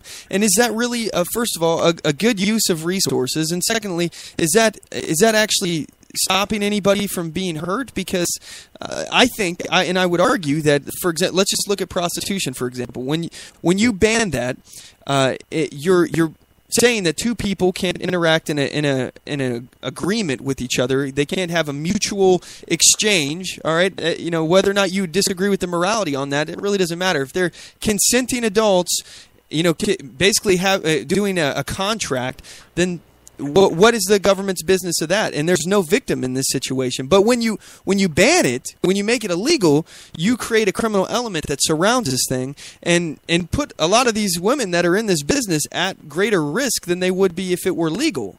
So I think it creates a victim culture where we're actually perpetuating victims, we're perpetuating a problem, and I think if conservatives just look at that aspect, I think they would realize that they're not really being conservative at all, based upon the founders' intent. So, well, it's the same kind of thing as what the left does as well. Is that we need to protect the children, and it's always about protecting somebody. It's like we've got to protect our children. We've got to protect people from themselves. Really, it's the oldest profession in the world, which is prostitution, and it will push it underground because it will always happen. Granted, I consider it immoral. I've never paid for sex, never had to, but the idea of it is just the fact that it's legal to have sex. It's legal to exchange money for other things that are legal. But the real problem with it is that I think for the same reason that it's on the drug issue is that the government can't control it, hence they can't tax it. And if they can't tax it, then they don't want it to exist because they feel as though what's to say that two consenting adults can't just engage in a private transaction, exchanging money? There's no taxation there. There can be no claim because you can't follow it. It's just the same kind of thing as drugs. You don't know whether or not I got the pot, that joint from the liquor store, pot store down the street, or from my basement. And so, really, what this is more of a statist movement. It's almost enforcing the police state or allowing the police state to flourish. When government starts to realize that people naturally want something, A, they naturally want sex, and B, they naturally want to alter their state of reality, thus with a drug. Those two elements right there are things that the government knows that people are always going to want, every time. And this is where conservatives and liberals alike have really been, liberals have just been hush-hush about it for the most part, and conservatives have been on the forefront about wanting it to be banned. And really, in my opinion, it's leaders that starts to realize, we have a serious power over our own people when we can use police force to basically go in and stop people from doing something that they naturally want to do. And so it creates an us versus them situation. And that's really where I have a major problem with statism, and thus I'm a libertarian. And, I would agree with that, honestly. I think it is a natural evolution for the government to grow, and they will do it. They'll grow any way they can. Any justification that they can get to get more power, that you're not going to hear the government screaming, "Oh no, we don't want this power. It's too much power." That's how they're rewarded. Think about it. If you were in government and you say, for instance, you create a policy, say you're a politician or you're a bureaucrat, your whole job is to grow your office. It's to make your office grow. And it's a total inverse relationship between freedom and statism. So the more that the government grows, the more it encroaches upon our freedom and the less free we are. And this is the concept. This is the concept that I was talking about, though, is how the first priority of a bureaucracy is to protect and expand the bureaucracy. That's the role. And this actually leads us to the next topic here. we'll talk about this here in some detail here. Republicans, all right? So people talk to me all the time, and I have conversations with people who are apolitical, people who are very political, and everything in between. So when I talk to somebody and I'm saying, hey, what's your political viewpoints? And somebody says that they're a Republican, that always makes me want to ask more questions. Well, are you conservative? Are you fiscally conservative? Socially liberal? Are you social conservative as well? So I try to dive into this, and for the most part, and this is from my personal experience, and I can't speak for everybody, but for the most part, the people who don't know what conservative is, and they identify solely with the Republican Party, are basically the party line voters who don't really know a whole lot about politics. Maybe they are touching their toes into the water, and this goes the same with Democrats, by the way. If they don't know what a progressive is, they probably aren't very political. So if we're talking about these kind of things, and I hear somebody say that they're Republican, I think that, okay, they're a party guy.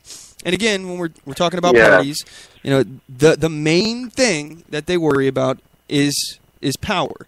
And this is the difference. Winning, I want to be a part of a winning group. I love to be a part of it, which is the party. I like to be a part of my group. And if you're on the other side, then you're my enemy, and I don't even look at you. You're like a faceless, nameless enemy. And these are where the squeaky wheels get this grease now, because unfortunately most people aren't like that, but it's those people, those party whacks, that are just so fiercely competitive with the other, where they demonize the other person, the other side.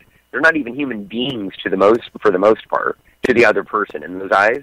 They just look at these people as the enemy. And, anything that they say or do is absolutely wrong, and anything that a party member says or does is absolutely right, and I'll defend them no matter how ridiculous they are. And you see this on both sides without question. I mean, it happens so much. I mean, Ronald Reagan even said, the 11th commandment is thou shalt not say anything bad about another Republican. I totally disagree with that, even though I thought it was a little funny. So it's the kind of thing where it's like, yeah. Well, the difference here between the Libertarian Party and, let's say, the Republican and Democratic parties, I think that they're not necessarily bound by ideology in the way that libertarians are, the big L libertarians, the party libertarians. Again, I think the libertarians, their first priority is the party, and the second priority is the ideology.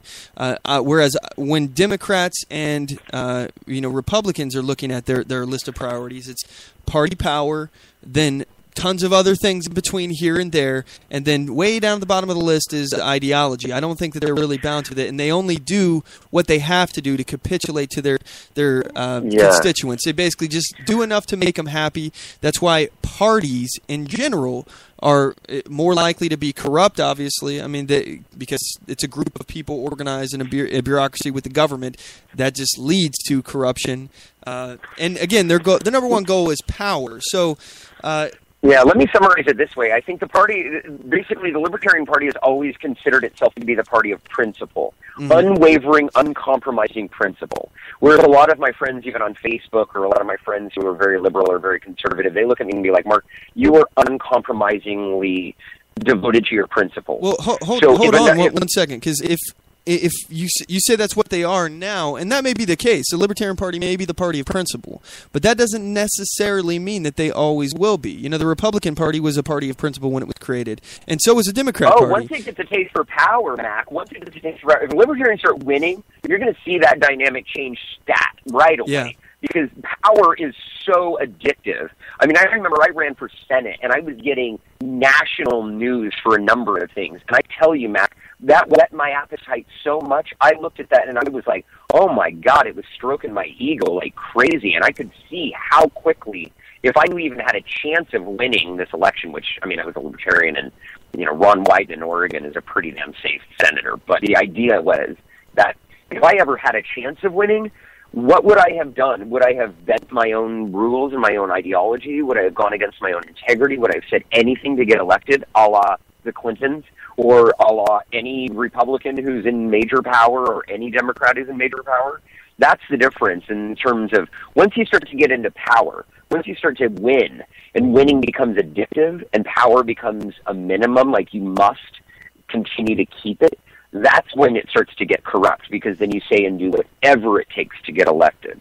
Yeah, and that's that's a concern that I have. This is why I don't affiliate myself with a particular party. I prefer the ideology, and that's that's why I consider myself a small libertarian. But let's move to the other side of the aisle. I think we've focused on who I would consider some of our natural allies. Again, if you're a conservative Republican, I'm not your enemy. I am your friend, and we may disagree in some areas, but hey, that's the beauty of freedom, is that we can disagree and we can talk about it. If you guys would like to join today's conversation, the number to the show is 360-450-5625. Make your voice heard. You can message us on Facebook.com/OnTheMoveShow or get us on Twitter @OnTheMoveShow. I'm happy to have a conversation with you guys. If you disagree, you'll go to the front of the line here. So, first of all, let's focus here on Democrats. Okay, so I think Democrats, we're going to kind of go fast through this one because it's similar to Republicans. I think they're not bound by the ideology as much. They go against the ideology if they think they can get away with it. Again, it has a society or culture of corruption. It can't grow in there because there's a focus on power.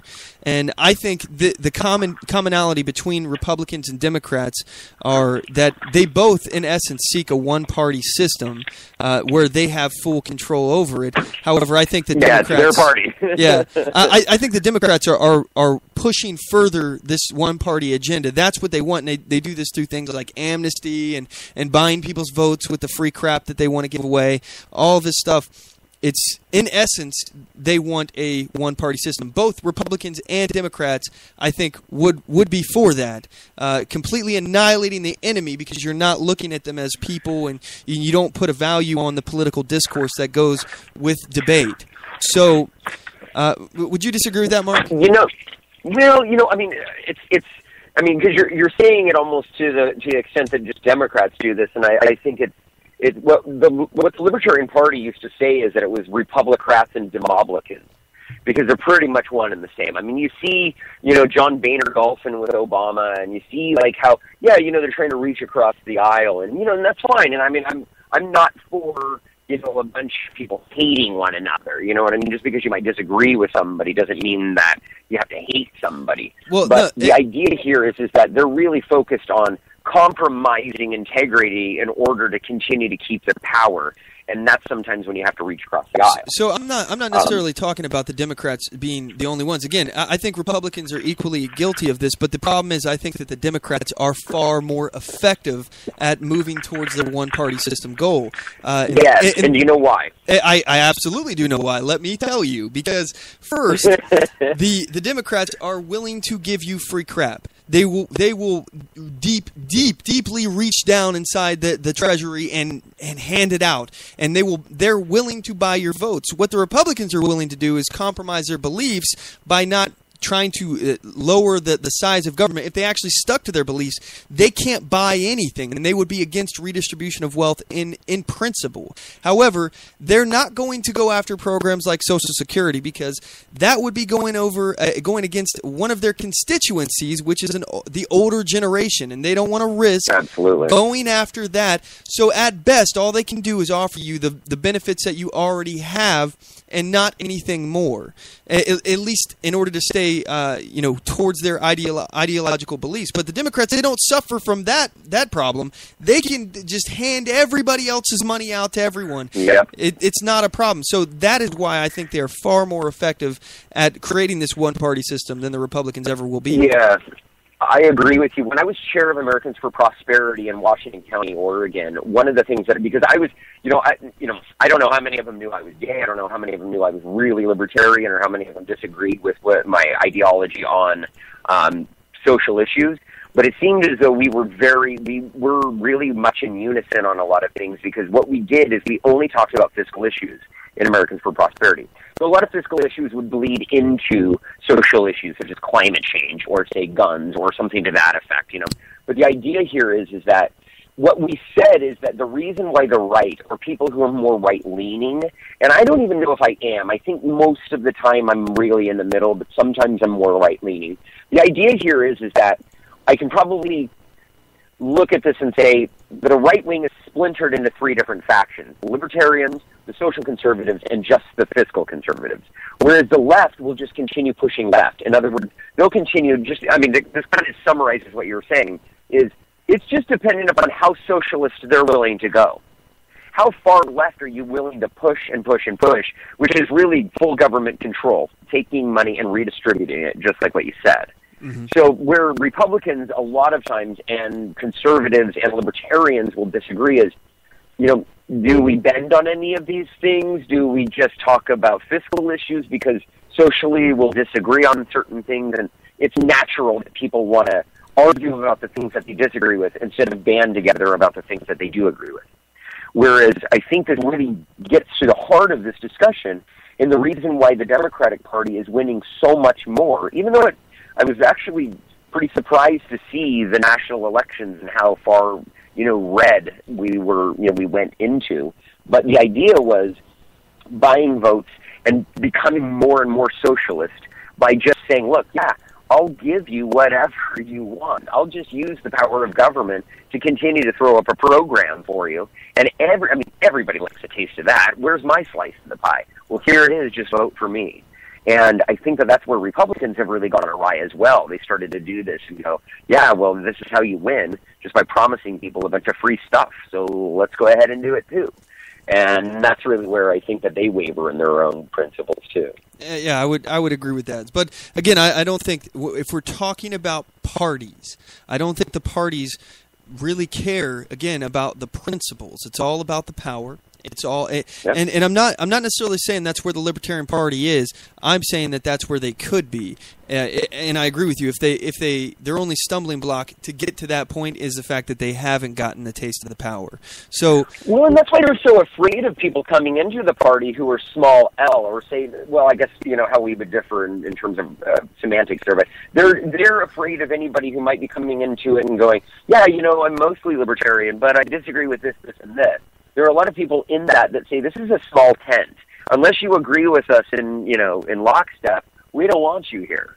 And that's really where I think the good of the Libertarian Party is that it's kept to its principles. I agree. The negative in it is that it's kicked anybody out who's disagreed with any of its principles, so it can't grow. Yeah. Not everybody agrees every single step of the way with the Libertarian Party, and you gotta pull them in order to get them to realize why they want to agree with you, as opposed to hit them head on and say, this is why we disagree with you and you should just change in order to come here. Okay. Does that make sense? Yeah, it makes plenty of sense to me. So what I want to do here, we're going to take a quick commercial break, guys. When we come back, I want to go into and focus on particularly the ideology of the other side, the statist side. And I want to talk about what is a progressive, what's a socialist, what's a communist, and how are these different? Why is it even important that we learn these? And the reason why I think this is important is because when we're talking about how we identify ourselves, the way that we figure out who we are is by identifying who we are not. And I think there is a lot of value in analyzing and breaking down the ideologies on the other side. So we're going to do that. We'll try to cover that in the rest of this second hour. Anyway, we'll be right back after this break, guys. Don't go anywhere. Oath Keepers is a nonpartisan association of current active duty military, reserve, guard, veterans, peace officers, and firefighters who will fulfill the oath we swore, with the support of like-minded citizens who take an oath to stand with us, to support and defend the Constitution against all enemies, foreign and domestic. So help us God. Join us at oathkeepers.org.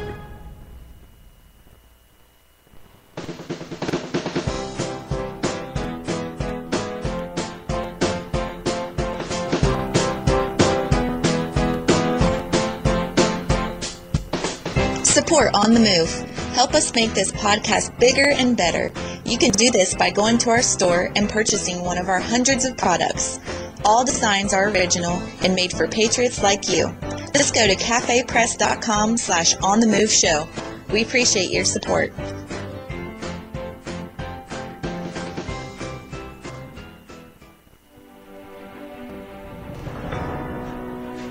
Hi, I'm Latasha Worley, and I work with candidates to creatively and effectively communicate their message to voters. I offer professional graphic design services, from yard signs to flyers, from logos to vehicle magnets. Email me today at latashaworley@gmail.com. That's LATOSHA Worley@gmail.com for a quote on items for your campaign.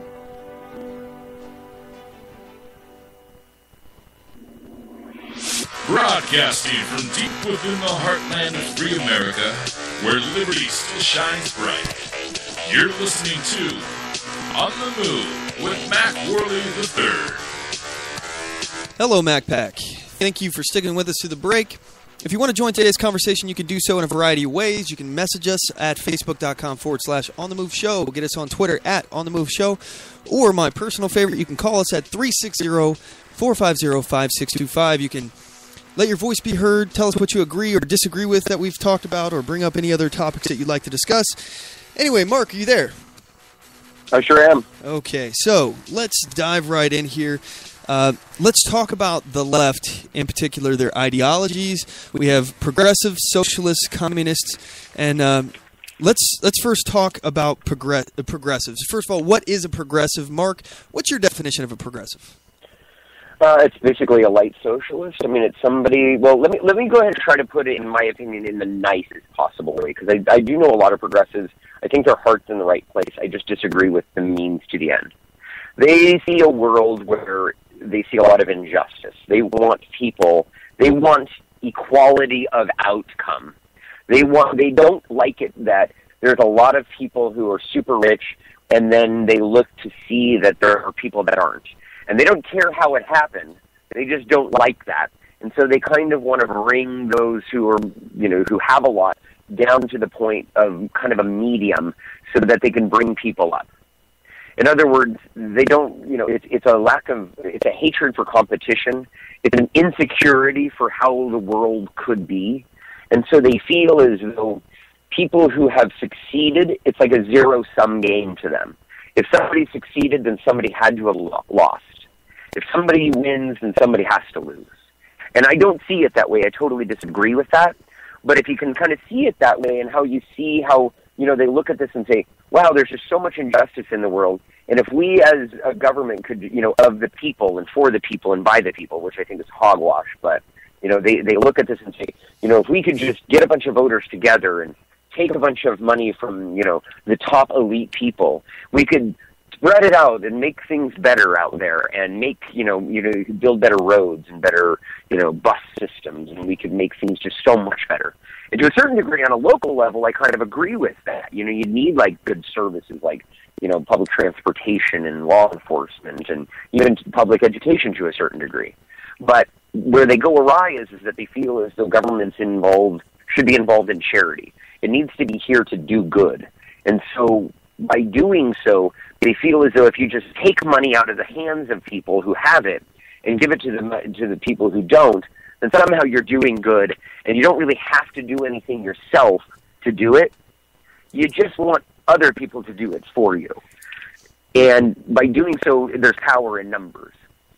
And it satisfies their guilt for their own success, because they look at this and say, gosh, I don't like the fact that, people like me have so much, and so I just kind of want to take it from everybody as opposed to going out there and giving it myself.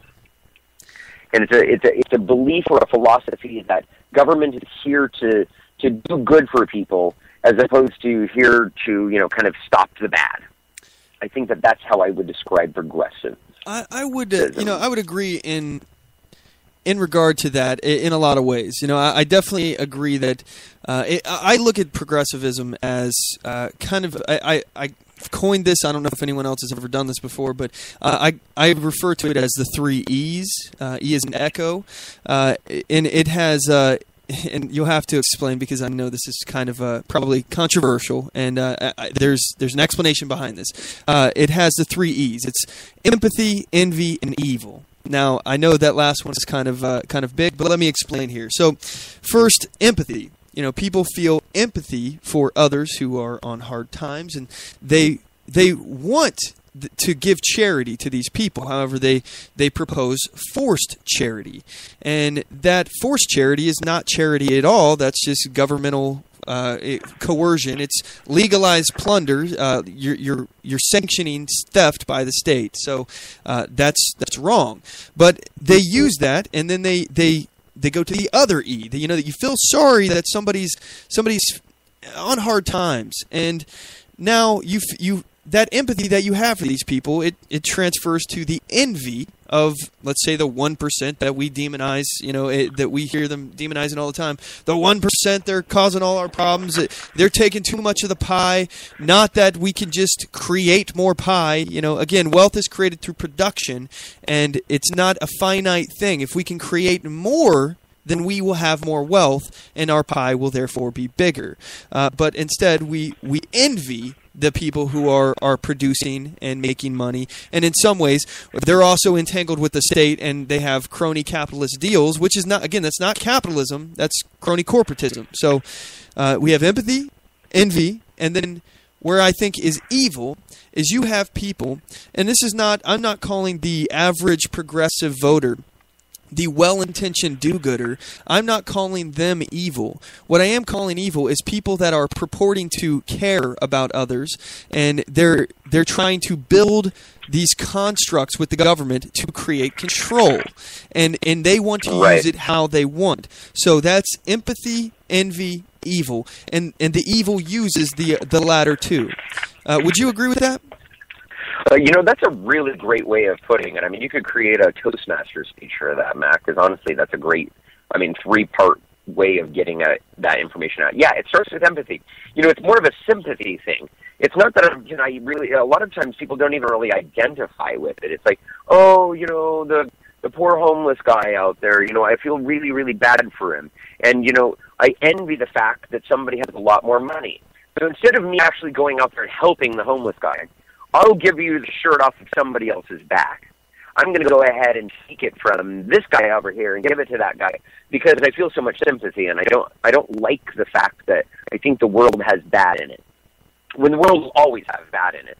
But when you see so many people that have so much, then you have this kind of almost twisted sense of logic that, if you were to just take it from other people and give it to them, all would be good.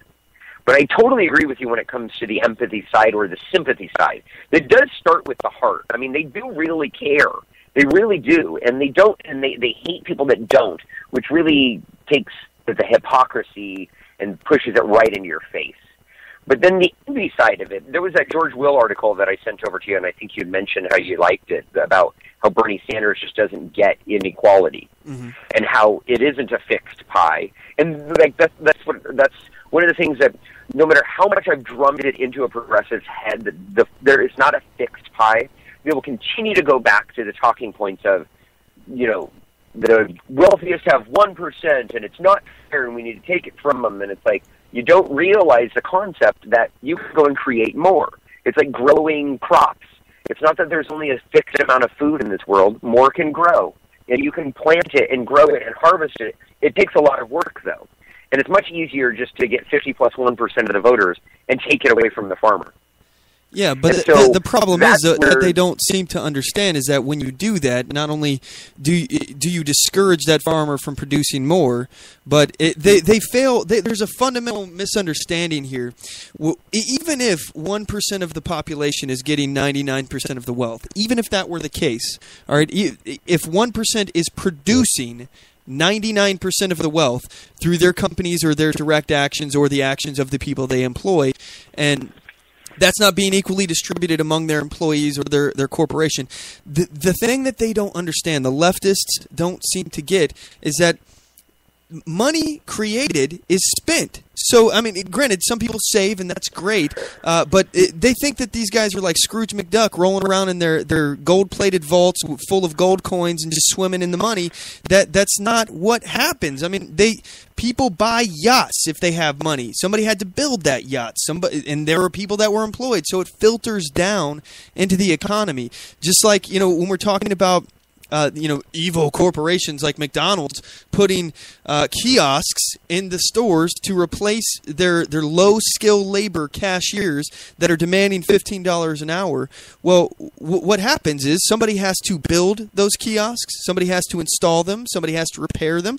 These are skilled labor positions that are being created now, and somebody is getting an income from this now, and jobs are being created because something is being produced. They fail to understand this fundamental concept that money is worthless if you don't spend it, and people who have money tend to spend their money. Maybe not all of it, but they definitely influx the economy by buying luxury items that they seem to like. So, and that the left seems to hate them for having, like, private jets and all this stuff. Look, I don't have any problem with your private jet, but my problem is when you're flying around in a private jet and telling me I need to take a shower with cold water and my laundry at my feet so I wash it at the same time. Yeah, if you're bitching about climate change and then you're flying around in your private jet, you're just as much a hypocrite as bitching about gay rights and then you have a gay prostitute who's bringing you your own crystal meth, which has happened quite a bit when it comes to the right wing too. So, I mean, there's just tons of hypocrisy on both sides. But the thing that I was talking about when it comes to that Bernie Sanders situation is that, this is rooted in envy. It's a hatred for those who have. And I don't like it. I can't stand it. I'm never going to sacrifice my own well-being in order to help others. I just want to take from people to satisfy my own envy for some, and empathy for others. And so you're absolutely right, where the byproduct of that is evil. Because really what you're doing is, at the point of a gun, you're forcing people to give up their hard-earned income and giving it to others, just because of the fact that you feel as though this is the right way to do it. And that's where I will philosophically disagree with the left. But if you remember Andrew Carnegie, this is the greatest capitalist of all time, next to maybe Bill Gates of today. Andrew Carnegie was responsible for Carnegie Steel, Carnegie Mellon, Carnegie Hall. I mean, this is a guy that was just as much of a philanthropist as he was a capitalist. He came from humble beginnings, grew steel magnate, a huge steel company, and then gave all of his wealth away. And in this book, he called The Gospel of Wealth. And in this, he said, the major thing that, you have to have some disparity between rich and poor, yes. But where the rich really go wrong is where they hoard it and they give it to their kids. Because first off, when you really think about it, I'm all for abolishing the estate tax, and I'm not for, telling somebody that they have to give it away. But I don't know anybody who respects a rich kid. Nobody does, right? I mean, if you were just born into wealth and you have all of this money, now you might be a nice person, but I don't have respect for you. Naturally, maybe I'm a little envious, but really what it is the fact that it's like you don't really empathize with the troubles that people have. And I think that that's really kind of the root of this situation, when they start to see the rich just hoarding all of their money, when they really don't.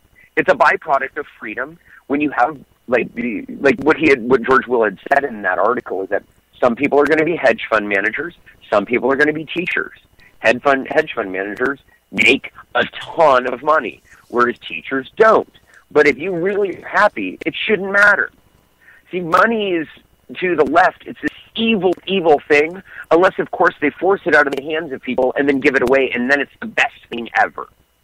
Okay. Money's evil if it's hoarded at the top, but it's wonderful if it's stolen from people via the government and given to programs that they like. And this is the thing that they don't seem to understand. And again, I think that and no offense, Mark, I'm not trying to bash you on this, but I think that the idea of not respecting somebody or thinking that they're not a good person or anything along those lines simply because of how many zeros they have in their bank account, I disagree with that.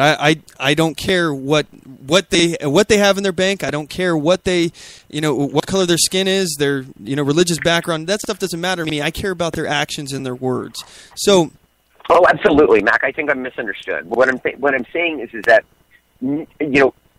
initially, nobody has just an initial amount of I'll look at you and I'll respect you as an individual. I'll care for you. If you're sick or if you're out on the street. But the point is though is that you're not, your assumptions based on my character are not based upon how much money you think I have, and it's because it's not a factor in the relationship. But if you're having some kind of initial assumption about somebody just because they're a rich kid. I think that's factoring into it, and for me again. I think it comes back to this second E. It's envy. You know, I think that the idea of thinking that somebody, I have no respect for somebody just because they're a rich kid. Maybe that rich kid built up more money and left even more for their family. Maybe they squandered it all. Absolutely, and that's where you'll respect somebody.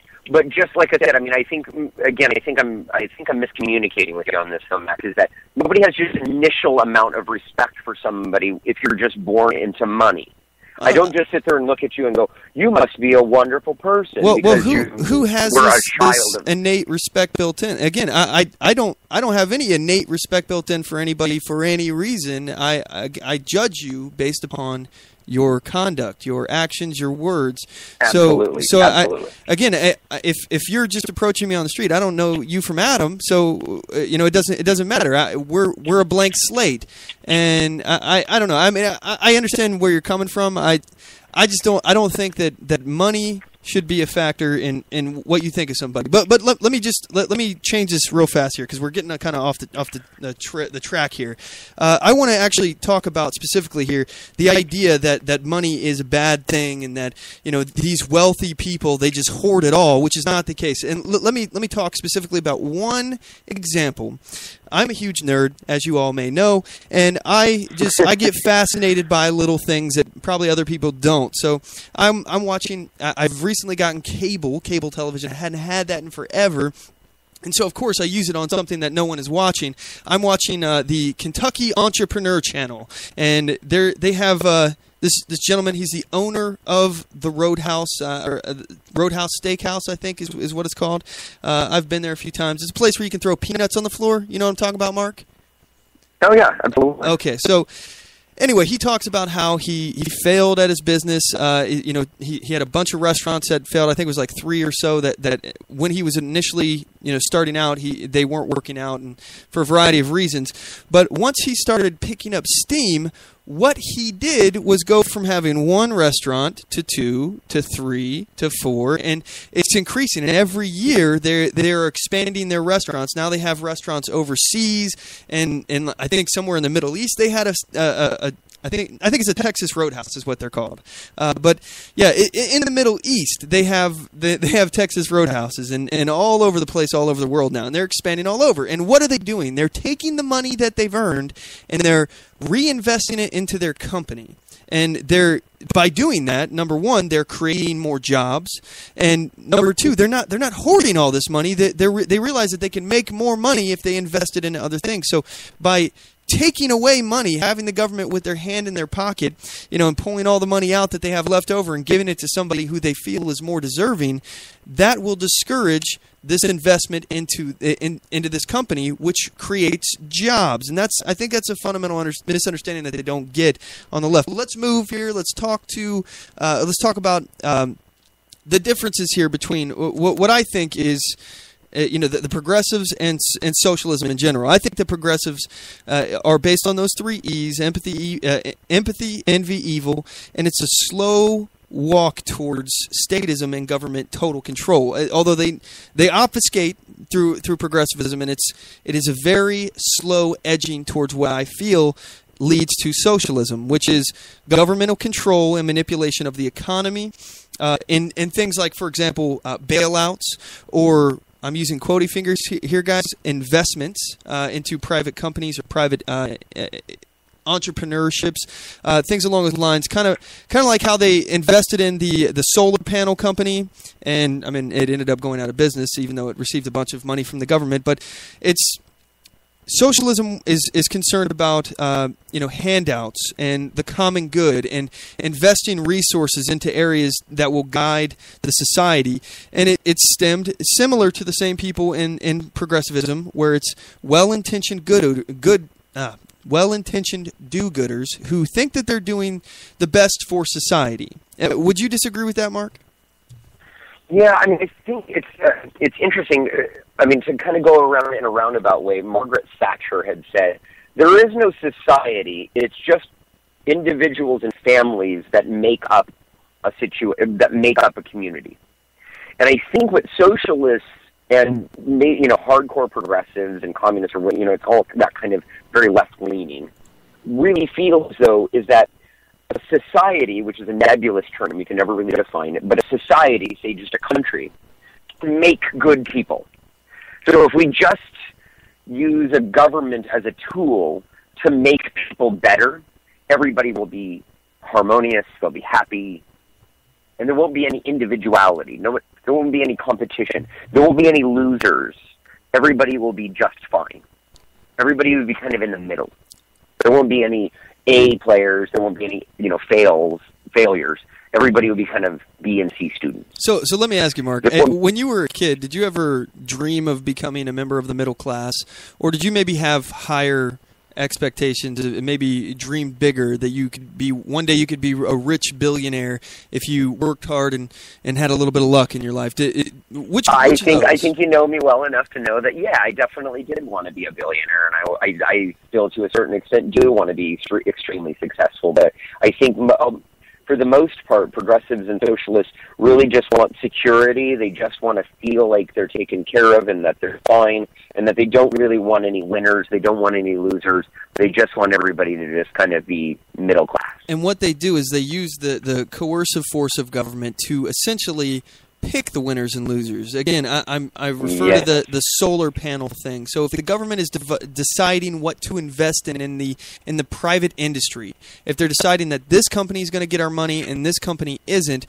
they are artificially propping up a company. Whereas if this company had a product that was good, if it was genuinely good and worth people's money to buy, they would not need the government to prop it up. And all that does is redistribute money from other areas of the economy, because, again, they're collecting your money to do this.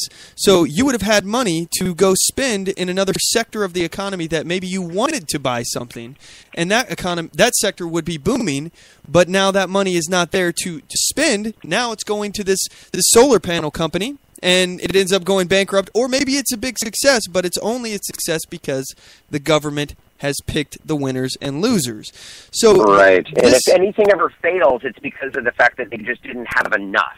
And anytime you see failures of government in the past, any progressive will never look at that. They'll just say, well, if they just did it my way, and if you just tweak government and do it the right way according to them, of course, then that's how we will succeed with this. Forgetting the whole idea of a free market, forgetting the idea that they're pretty much libertarian for themselves. They're just fascists and socialists for everybody else. Government should take care of everybody else so that I don't have to worry. So, and I think that's kind of the ideology, or the starting point. Ken on Facebook says, Mac, statists, Democrats, liberals, progressives, socialists, Marxists, and communists, they all have the same end game, total control of the masses. And look, I think that's the third E in regards to progressivism and this whole pervasive element where do-gooders think that they're really going to be able to help every single person and eliminate all of our societal problems through the force of government. But I don't think that the well-intentioned do-gooders really think that they're going towards communism. I think this is a difference here, okay? Socialism is limited manipulation of the economy, not total control. They bail out companies. They use redistribution of wealth to help other people, give handouts, and I think there is a genuine element of these groups that think that they're doing the best for their society. I think that they genuinely believe that they're doing good, although they may not be able to be challenged on that and understand really what they're doing. Again, I think some of this comes from a position of ignorance, but there are people behind the scenes that are the ones that are advocating this infrastructure to be set up, and those are the people who want to push total government control and dominance. And let's go now to what is communism. Mark, what is your definition of communism? Well, it's just another step forward. It's where the full it's the basic means of production, transportation, distribution, creation are all controlled solely by the state. Whereas there's a quasi mix of that in socialism, and where there's you can go from full laissez-faire free market capitalism all the way to total communism, and it's where the state controls all of those means of production, distribution, manufacturing, environmental, every single facet of commerce is controlled by the government or by the state. Yeah, and I would agree with that. It also a commonality when we see communist regimes around the world here.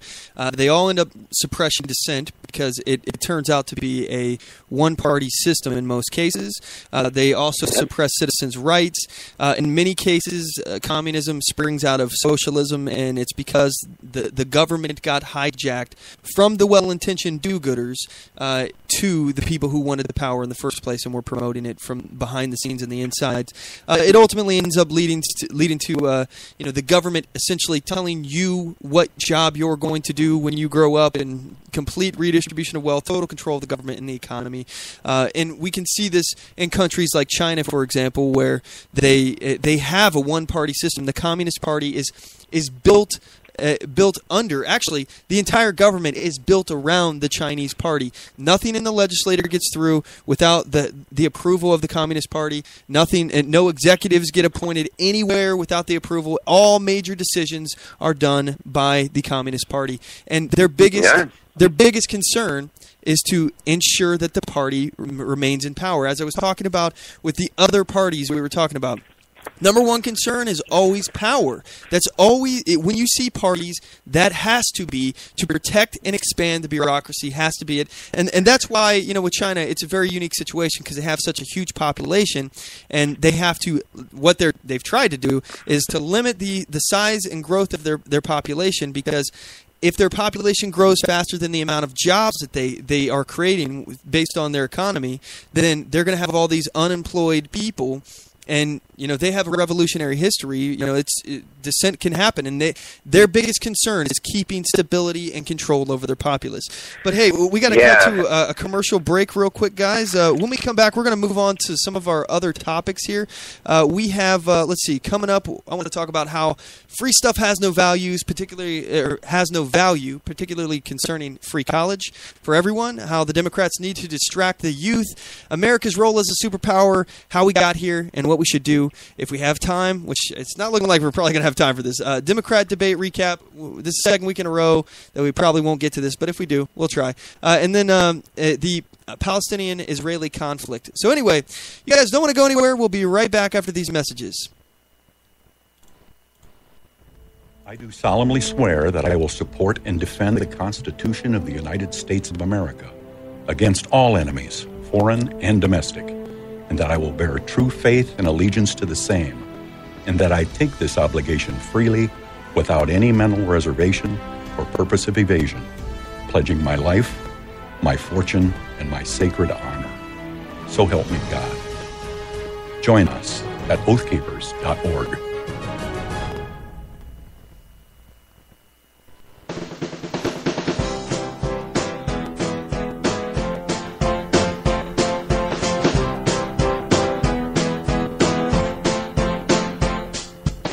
Support On The Move.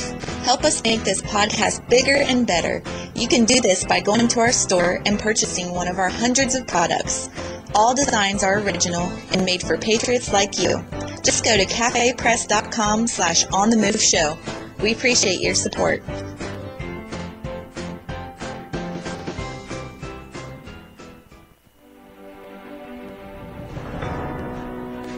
Hi, I'm Latasha Worley, and I work with candidates to creatively and effectively communicate their message to voters.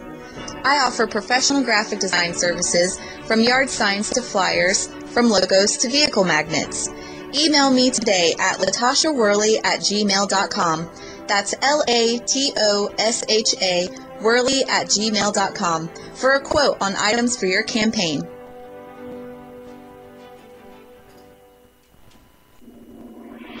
Broadcasting from deep within the heartland of free America, where liberty still shines bright. You're listening to On the Move with Mac Worley III.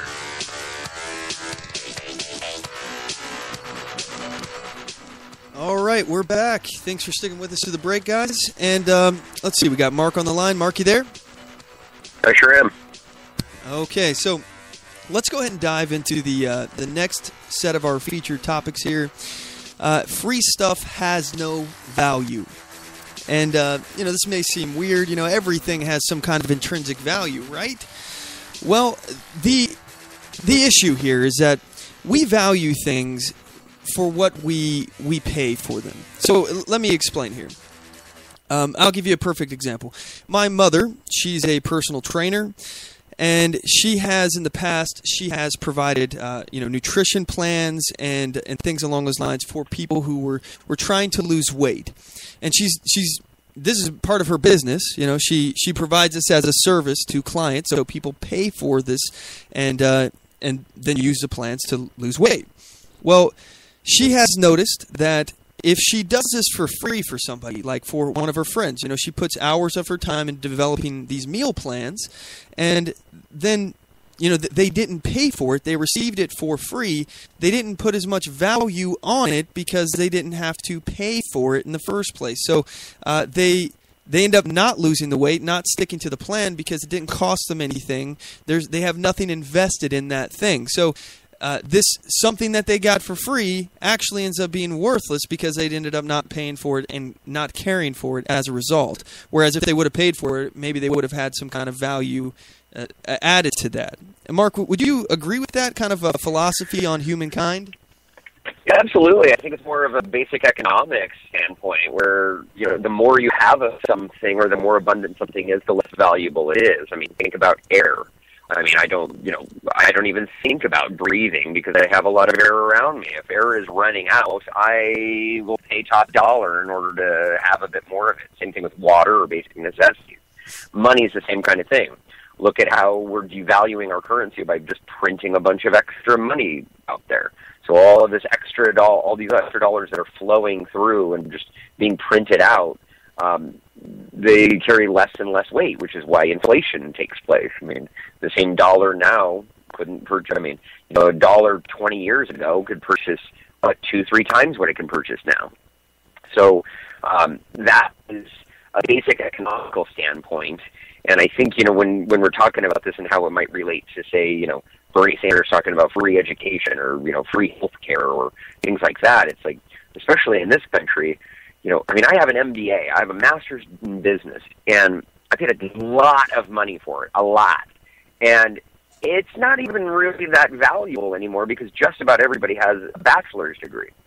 Whereas, say, 50 years ago, somebody who had a bachelor's degree, that was a big deal. Whereas nowadays, almost everybody has a bachelor's degree because anybody can get their hands on it. The government will just go ahead and give you a bunch of loans, and then from there you can go through and get a psychology degree, and now all of a sudden my master's of business means a lot less to people in public eye. Getting a job, I figured, it would be easy to get a job with a master's degree. Not so easy, You've got a lot of people competing with you, and there's a lot of people out there that have an equivalent degree or maybe just one step down.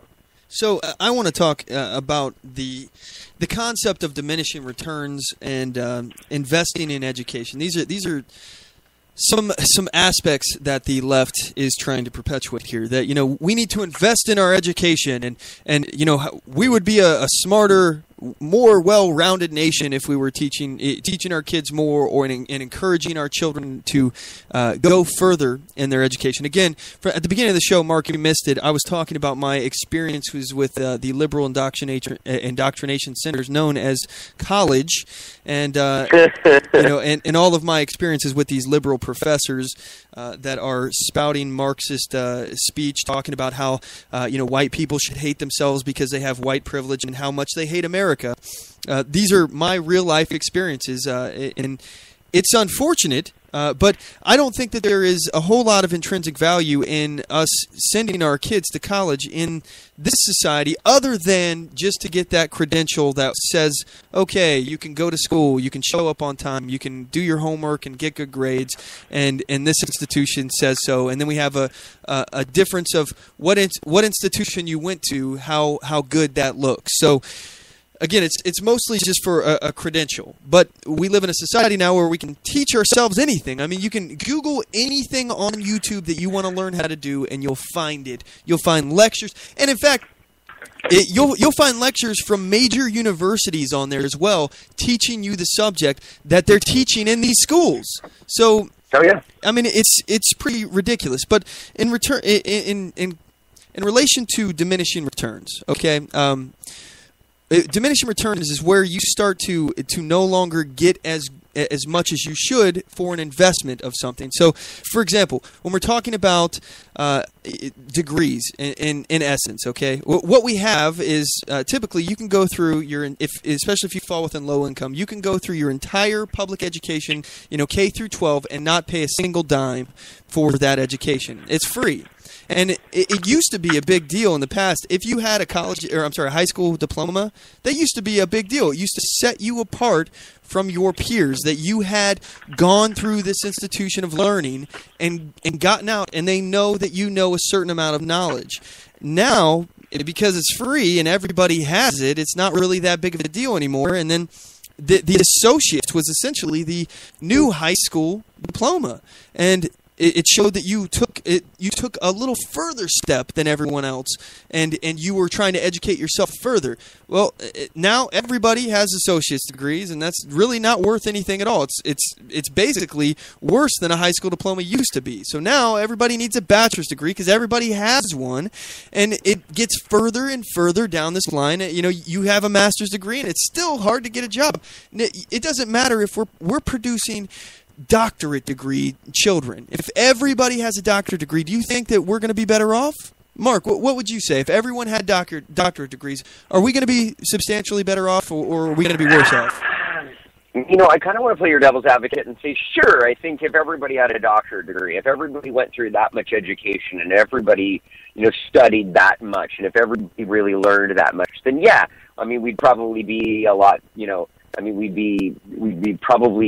we'd probably communicate a lot better with one another. We'd probably understand things a lot better to some degree. So I see that part. But in terms of value and in terms of production, I mean, most people with PhDs don't really produce a lot. You know what I mean? They usually go back into teaching, into the kind of indoctrination centers that you're speaking of, which is a really great way of putting it. I mean, you think these people who are paid for by the government pays these campuses. The government then gives you basically a low-interest loan so that you can, and then it tells you that you need this in order to really get a good job. So basically, the government's got its hands in every single step of the way, including the people who are teaching you in the brick-and-mortar institutions themselves. It's hard to come out without having a socialist backbone. You got to feel as though, I don't know that this is one massive conspiracy, but if you look in the Communist Manifesto, it's take control of the educational institution and you will have legions of people who are going to follow you. So I would definitely agree. I didn't mean to cut you off. So to get back to the whole idea of, the PhD situation, sure, I mean, I think it would be great if everybody were more educated, I think we'd have maybe a bit more of a peaceful society than people who aren't educated. But I don't think that an education like a PhD is necessary to success. I mean, Albert Einstein dropped out of school in 8th grade, Thomas Edison at 3rd grade, Henry Ford, I think, before college. I mean, you see a number of people like Bill Gates who dropped out of college, Steve Jobs dropped out of college. I mean, a lot of people who had a lot of potential who could have gotten PhDs didn't. Instead, they've produced things that are of extreme value for the world, as opposed to a lecture hall that, it might be created in your name because you speak to a bunch of kids. So, I would say that everybody having doctorate degrees may be great as far as an educational thing. We'd advance our education and we'd learn more, and that's all great. But I don't think, first of all, that it's necessary. I think that technology is as it is, where you don't need to go to this school to learn the topic. If you want to learn underwater basket weaving, go type it in YouTube. I can guarantee you'll find a video on it. That's ultimately what it comes down to. You can learn and you can even learn from these higher education institutions for free. And there's actually, I think I was reading an article not too long ago that Harvard has, I think it was Harvard, that they're actually teaching online classes for free for some students. So you can actually get a college education from Harvard for free online. I mean, it's pretty fascinating. Well, Mac, I mean, even with a public library, I mean, look at how well read you could be. You could go and pretty much get anything, especially on ebooks now. I mean, you have access to anything. And this is what I talk to a lot with people who are like, it's not fair that somebody has a gold-plated yacht and, I'm stuck here making $18 an hour and blah, blah, blah, or I don't make even minimum wage. To me, it's just a ridiculous assertion when I think to myself, if you have a smartphone and internet access, which most of our people in this country do, including many of our quote-unquote poor people, if you have those two things, a smartphone and internet access, which doesn't cost that much, I mean, we're talking, $50 a month and a couple $100. And you can even get a smartphone for super cheap nowadays. And now everybody's got free. Obama phones, too, so, if you want. Right, they're so giving you get those one away. Of those, right? So say you have those two things. You are richer, I mean, by far richer, than the richest person in this country was 50 years ago. Mm-hmm. If you really think about it, you have way more access to information. In addition to that, you pretty much, if anything bad happens to your health, you go into a hospital, they'll take care of you. I mean, sure, it might cost you a lot of money later, but you can go bankrupt out of that. Mm-hmm. So you pretty much have more access to better health care nowadays than you had even just 50 years ago. You have more access to information than you ever have, I mean, even just 10 years ago. In a short amount of time, our poor have more than the world's richest person had just 50 years ago. So it's about perspective. And when this whole idea or notion that education is the most important thing, sure, getting yourself educated and learning is great, but Mark Twain said, what did he say? I'll never let my education get in the way of my understanding or my intelligence. It's the kind of thing where, sometimes education itself isn't a good thing. It might even be a bad thing because it's teaching you the old way of doing things versus trying to innovate and really create. And that's what you can do nowadays with a smartphone and internet access. So, for me, I look at colleges, as I've said, as these indoctrination centers where, I don't think that you can stay in there all the way up to a doctorate degree without having seen, unless you already have your core beliefs. For example, I go into college now. I'm 30 years old. I kind of have my ideology here, and I've seen some of the world, so I kind of have an idea how some things work. Not everything. I don't claim to be all knowing and all seeing, but I try to understand by questioning. So, this is one of the things that my wife always gets on me about, is that she's like, why do you always have to ask why? That's how I am. That's how I work. I have to know why. Why do we do this? Why are we doing this? And there's an old story. I don't know if this is like actually happened in my family or if it's an old fable or something, but my mother has passed this down, and she said that her mother, I think this may be a fable or something, but her mother used to always cut the ends off of the ham before sticking it into the pan to bake, and that was part of the recipe. So my mother started doing this and cut the ham off the butt off the ham there before sticking it into the pan to throw into the oven. Then one day she asked her grandma why she did this, and she said, well, that it didn't fit into the pan. On the pan that she used. So she was doing something that she didn't know why, and she didn't need to do because it fit in her pan. But anyway, it's one of those things. I want to know why. Why am I doing what I'm doing? Why are we doing what we're doing? And I think that these indoctrination centers, known as college, they don't actually breed people to question. They breed you to not question and just agree, comply, submit. Yep. Don't question at all. So if you walk into this without having a worldview at all, with being a blank slate politically, I do not believe it is possible to make it all the way to your doctorate degree without being completely tainted by this perversion of education. It's not an education system. It's an indoctrination system.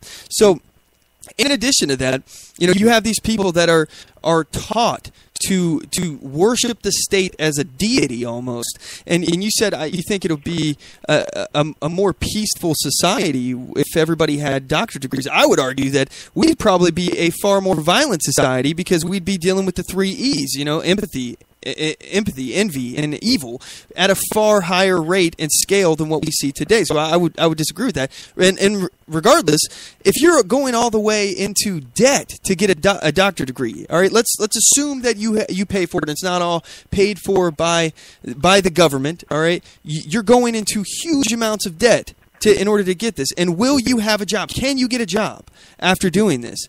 It's questionable. If everybody has a doctorate degree, first of all, there's only so many jobs that require doctorate degrees to do. So there's a finite amount of those unless you're creating them somehow. And maybe you'll be doing that. Maybe there are some things that will happen in that regard, but that doesn't have anything to do with your education at that point. If you're creating a job, you could do that with a high school diploma or no diploma. So what does it really matter? Why do you need that? And additionally, how do you stand out? If every single person has a doctorate degree, that doctorate degree is not worth anything. So how do you stand out in a group of doctors? If you're a doctor too, now you need work experience too. Well, how do you get work experience if everybody's got to be paid a minimum wage and you have to have some kind of reason to be worth that amount of money? You have to actually, from an employer's perspective, you have to bring something to the table worth the amount of money or more, preferably more, than what they're paying you. So going to college doesn't create jobs, and all it really does is lead us here to our next topic. The Democrats need to distract the youth. No different than what's going on in China right now, honestly, because they have to keep people happy. They have to keep stability, and they realize that we're heading into a whole heap of trouble here, a whole heap. And they cannot have the youth being distracted and being disenfranchised with, hey, our life was supposed to be so good with the free stuff from Obama, so we need something, we need jobs, and this is a really hard country to be a millennial in now. The government has stifled everything that we can do to make our lives better and made it more difficult for us to engage in the society. People with bachelor's degrees are living at home in their parents' basement. This is where we're at now, and they need. The Democrats have to distract this malaise of youth and get them into this indoctrination center even further, getting more leftist as they go, and buying them more time until these people actually reach the job market. Would you agree with that, Mark? Yeah, I mean, it's the exact. I mean, the cause of these problems is government, and the only solution that, I mean, for the most part, status, and I mean, I do believe more on the leftist end than on the right, but then again, there's examples in both. But the cause of these problems is government, and the only solution that the leftists on this, idea of education have is more government. Let's just give it to everybody instead of loaning it to people, because now all of a sudden they have student loans. Let's just go ahead and give it to everybody, and then we'll just go ahead and tax the rich for it. And it's just an idea that is so old, but yet it's coming back around because we have developed an entitlement. I don't want to say society, but almost a society of just entitlement-minded people. That we have the richest, the richest nation ever. We have the richest generation, and so now they're feeling guilty for it, and they think that they're being empathetic by helping other people out, but really what they're just doing is creating more of the same problem. And that problem really is the dependency on government. College is getting more and more expensive. The reason why it's getting more and more expensive is because government artificially funds these loans. And when you have money that you think is free, as we've already found, the more money out there, the more it devalues it. So the less that it's worth. And so the more that they feel as though government should come to the rescue and make it more and more affordable by putting more and more money into it, which will devalue it even more. And so it's a bailout of drastic proportions from the government bailing us out from before. And in other words, it's just digging a deeper and deeper hole where we have $20 trillion now that we owe our future, and there's almost zero mathematical way of doing so. And it's interesting that just to finish this up, it's interesting to see how things have happened in other parts of the world, just say 70 years ago, when a country was becoming very, very nationalist and very, very socialist, and it got itself in significant amounts of debt and had significant levels of inflation, and then it tried to take people's guns away, and then it went ahead and said, for the good of the whole, we're going to go ahead and do this. And then all of a sudden, if your economy collapses, you become more of a police state. And you see where I'm getting at?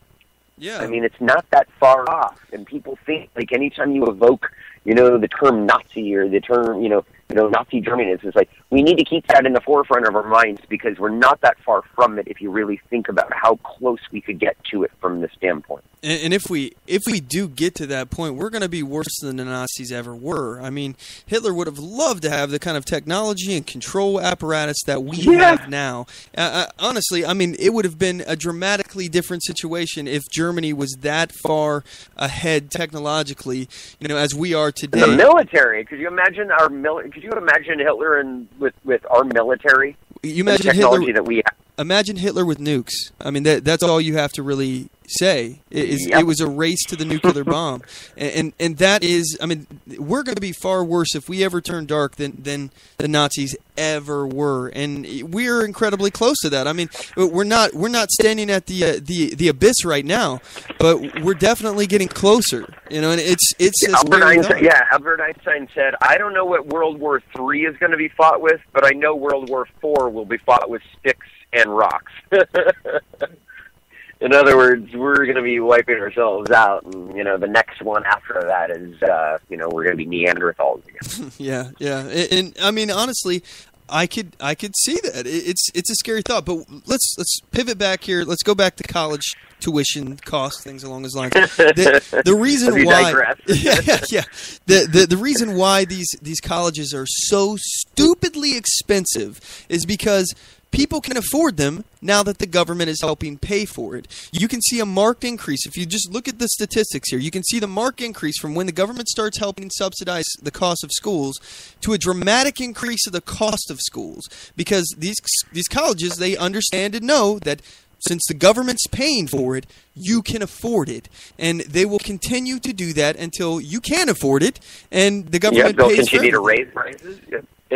Mac, I've done this as a financial advisor, and I've talked to people about this and say the two fastest growing costs in this country, by far, the two most inflated costs in terms of this country are, number one, healthcare, number two, education. And why do they continuously go up and up and up? Because government funds it more and more and more. Exactly. And the more that you artificially pump money into a system, the more you devalue the dollar that's in that system, and the more expensive it becomes. So if we think about it, this is the same thing that we have on every other front. When you put more into something, it makes it less valuable. And it's the exact same thing with healthcare. Mm-hmm. People honestly feel this is evil, greedy insurance companies, which to a certain degree, they have to recuperate costs because they have so many damn regulations. But when you have things like Medicare, Social Security, Medicaid, I mean, things that are, the government is pumping trillions of dollars into, there is no market for it then. There's no market forces that can compete with something like that because it holds the monopoly on force. And so it will continue to get expensive and more expensive. And then what the left will do is go, oh, it's too expensive. Guess we'll just go ahead and take it over. Single payer. What they're doing with education, what they're doing with healthcare. And precisely the reason why it's so expensive is precisely what their solution to the problem that they've created, which is more government. More money is the only answer, and then eventually when it becomes so expensive for any of us to take care of ourselves, then the government will take care of us. And from that standpoint, Ron Paul put this perfectly. The moment the government takes over the healthcare system is the moment you no longer have control over your own life. Well, I'll tell you. That's why people who are so adamantly opposed to Obamacare and to universal health care is because they realize that's true. I'll tell you, the thing that I look at as far as government, when you're asking for government to be your solution, it's like taking little incremental bits of poison at a time. Not enough to kill you, just enough to make you sick and worse off. And then you ask for more government to come in and fix the problem again, and eventually, it will kill you. Eventually, it will get to the point where it's totally screwed up the whole system. But as far as as far as how these subsidies work, it's no different than governments picking winners and losers in any other aspect of society, any other aspect of the economy. When the government artificially props up one segment of society, they are picking that as the winner. If they invest into something, that's their winner, and everyone else that they don't invest in is the loser. So, and what do we see when the government does this? That the prices for whatever that is goes up because they know the government is subsidizing it. Now, let me just give you some personal experience here. I just bought a book, and this book in college. All right, this is not a huge book, by the way. This is here. Let me grab it right now. This is a state and local government book. It's The Essentials by Bowman and Kearney, and this is it's like 340 pages if you include the index. 340 pages, and it's a paperback. It's very it has color in it, so I mean, it's only blue, different variations of black and white and blue, so it's not full. What do you pay for it, Matt? Well, how much do you think that a book like this would cost? Just an average cost. It should cost $12, but I bet it was $50. Oh, you would be surprised because this book it's not the highest quality book I've ever seen. It's got some glue in here on the back spine. It's not a bad book by any means, but this book was $178. Yeah. So here's my thing here is that if the government wasn't subsidizing this book, there would be no way that anyone would ever pay $178 for a book. It would be insulting. So it'll be outdated in about 2 semesters. Yeah, exactly. I mean, that's the thing, too, is that they continue to have to release new editions of this because the information changes and all that stuff. And I get that, but it has no value. We know that after this class, this is going to be either thrown away, donated, or put onto a bookshelf, and no one's ever going to mess with it again because you only needed it for this one class, and this class is only 5.5 weeks, or 5 weeks. So I'm only going to be taking this class, paid $178 for a book that only lasts 5 weeks. That is absolutely ridiculous. It reminds me of Thomas Sowell's book, Basic Economics, where he talked about how the government meddles in these things where it's basically trying to fight poverty. So it subsidizes all of these programs like welfare and Social Security to help fight poverty. And then it goes ahead and subsidizes food costs, farmers and farms. So when you subsidize farms, you basically keep prices at a very you have to keep prices at a maximum level. Because, in other words, you will not let the price fall below a certain amount. Well, see, so in other words, it makes it more difficult. Here's the reason why they have to do that. Because if you do subsidize costs like that, it has to be paired with price fixing, governmental price fixing. And this is an issue for me, is who the hell does the government think that they are to tell me what I can charge you for a service or a good? If I want to sell it to you for whatever, who the hell is the government to tell me I have to sell it high or low? Oh, they pay to play, though, Mac. They tell you that if you were going to go ahead and take these subsidies, and what farmer in their right mind isn't going to take a bunch of free money? Just all you got to do is play by some rules. And so they're going to say, look, we're never going to allow your food to go below this certain cost. And so it creates more hunger. It creates more poverty. It creates more difficulty. So, of course, people are like, yeah, well, we need a higher minimum wage. And so really what this is that if the government just stayed out, the market forces would work itself out. The poor would be able to be fed because of the fact that people would market to people who make less money. But the problem with this is that where the benefit to government is that what they see is this. They see votes in farmers. They see votes from the poor. They see votes from people who want a higher minimum wage. If the government stayed out of all of that, they wouldn't get any of those votes, but the problem would be solved. So we still have a big problem, but now you have 3 constituencies that you've just created out of basically thin air, basically out of the monopoly on force. Mm-hmm. And so that keeps them in power, which really leads us back to the whole issue of, progressive or conservative or whatever. It's that you're right about ideology. They don't care about the ideology. They care about getting elected, and they care about getting reelected. And that's how you do it. You create little mini-wars so that little factions and packs and groups of people will continue to go ahead and vote in block and in lockstep for you. And then you now have a group of special interests, farmers, or say, people who are representing the poor, or say, the teachers' unions, or whomever. And all of these people are votes and they're dollars, and they create the system of statism that we're talking about right now. Yeah, and I would absolutely agree with that. So let's go ahead and let's pivot here to some other topics that I wanted to get to for this. So let me bring up the list here, see what we had, because my memory is failing me here. Okay, America's role as a superpower, how we got here, and what we should be doing. So let's go ahead and cut to a quick commercial break, guys. When we come back, this will be the last break, I think, of the show. So when we come back, we're going to talk about how we got here as a superpower, and what should we actually be doing? What should our role be? And let's break this down philosophically, morally, all that good stuff. So anyway, we'll be right back after this break, guys. Don't go anywhere.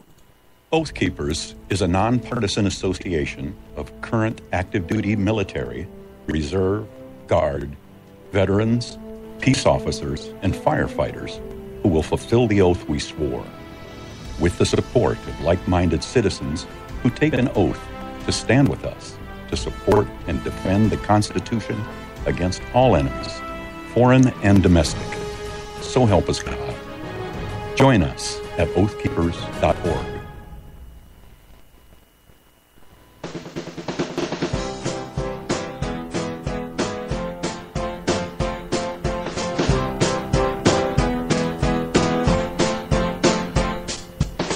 Support On The Move. Help us make this podcast bigger and better. You can do this by going to our store and purchasing one of our hundreds of products. All designs are original and made for patriots like you. Just go to cafepress.com/OnTheMoveShow. We appreciate your support.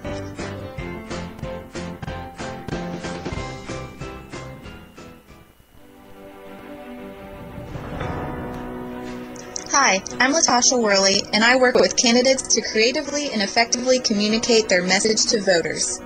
I offer professional graphic design services, from yard signs to flyers, from logos to vehicle magnets. Email me today at latashaworley@gmail.com. That's LATOSHA Worley@gmail.com for a quote on items for your campaign.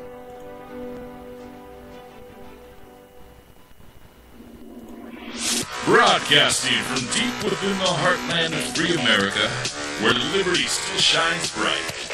You're listening to On the Move with Mac Worley III.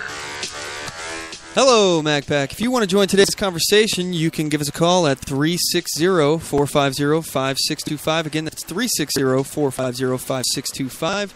Or you can message us on Facebook.com/OnTheMoveShow, or get us on Twitter at OnTheMoveShow. And we're still here with Mark Delphine, our intern and good friend of the program, and myself. I happen to be a friend of Mark.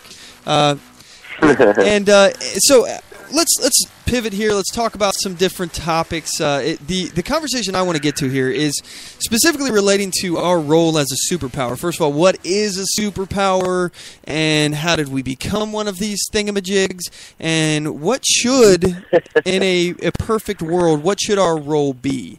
And what in this world, because this is an imperfect world, what actually should our role be? So, Mark, this is one area that I'm pretty sure that you and I are going to disagree on. At least I hope so, honestly, because it's fun to disagree. Yeah, but absolutely. this is one area where I deviate from the Libertarian Party in general, because they tend to promote isolationism as far as the way I see it, and they are not for the idea of protecting your interest, so to speak. More about protecting, actually doing things that are within the national security aspect, things that directly are a threat to you, from the way I understand it. And I'm just curious.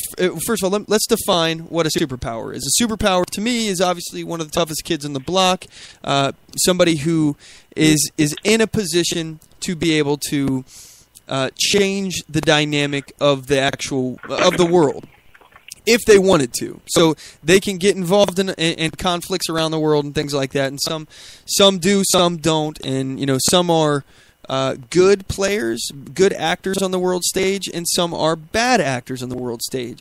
Now, some people would say that America has in a lot of ways acted as a bad actor on the world stage. Some ways I would agree with that. Some ways I would disagree with that. But there are clear-cut bad actors who I can think of. If we look at Putin, for example, I think Putin is a clear bad actor of a not necessarily a huge superpower, but we could argue at least a superpower. Would you agree with that, Mark? Yeah, I think I would first define a superpower as an ability to blow up the world. Okay, so if you have the ability to do so without anybody really stopping you, I mean, for instance, Israel, they have 300 nukes. But could they blow up the world without anybody stopping them? No, because Russia would just, take them down. Russia has the ability to blow up the world, and the only country that could possibly stop them is the United States. So I think China is the same way. So, I mean, I would look at those as, if you're looking at military superpower, that's how I would define it. Economic superpower, how I would define it is, can you get along on your own, and how do you affect multiple other countries in terms of economics? Okay, yeah, I mean, I wouldn't disagree with that. I think that's a pretty good definition. So, with how we got here, essentially, we're talking World War II. We didn't have a very huge military to begin with up to that point. I mean, we really sparked, especially after World War I, we started growing our military, but it went on overdrive after World War II. We had the draft, and we mechanized, and we actually upgraded our military, which, by the way, our cavalry, we were still using horses in the battlefield prior to World War II, and we figured out how to mechanize, and we started producing tanks and things along those lines. So World War II happens, we defeat the Nazis, we push back the tide of fascism, and we end up dropping the bomb on Hiroshima and Nagasaki. Anyway, so now we're kind of here today. And actually, before that, we're actually at a point, and I think it's important to note that Patton, General Patton, he realized that Russia could potentially be a threat one day. And if you read his memoirs, he actually discusses how he recommended that we attack Russia, the Soviet Union, after World War II, because they were in a weakened state and they would be a threat in the future. Were you aware of that, Mark? I wasn't. Yeah, so, I mean, I guess he ends up being right. If we look at where we're at right now, they are a geopolitical foe. But that would be an aggressor action, and obviously, I'm not necessarily for that. But he saw where the ideologies were going to collide in the future, and he wanted to do something about it then as a preemptive measure. And I think that would be a way of basically saying that you're a superpower if you want to try to preemptively influence the world stage. I think that is the mere definition of what a superpower would be, is to try to preemptively take actions. So today we are the biggest, baddest guy on the block, and we've been in this status for a long time now, since World War II. And basically, we've been putting different things around the world in national interest concerns, basically. And I actually want to lead here with a mistake that I made last week, and it was a mistake that I made out of ignorance of a situation here. So we were talking about Russia and Putin, some of his interest, and in particular what he's doing in Syria. And I was saying that maybe we should back off of that situation and allow Russia to basically do our dirty work by stabilizing the region. Well, I did not know particularly why they cared as much about getting into the Middle East, and now I do. They're looking to gain control because, again, their economy is based upon oil. So what they want to do is gain control of the oil in the Middle East, even if they only have a few key areas, because there's not very many areas that you have to control to really have a large impact on the global economy and basically be able to hold the world hostage with oil. So that is one of Putin's plans, basically. That's one of the reasons why he's there, is his national interest. He wants to take the U.S. control out of the Middle East, because we essentially for a long time have had a monopoly over there with our interests, and these countries would work with us because they realized that we were a stabilizing force to their regimes. However, we're not doing that anymore, and these countries are looking at Russia as, perhaps we should be teaming up with these guys because they actually will protect our interests.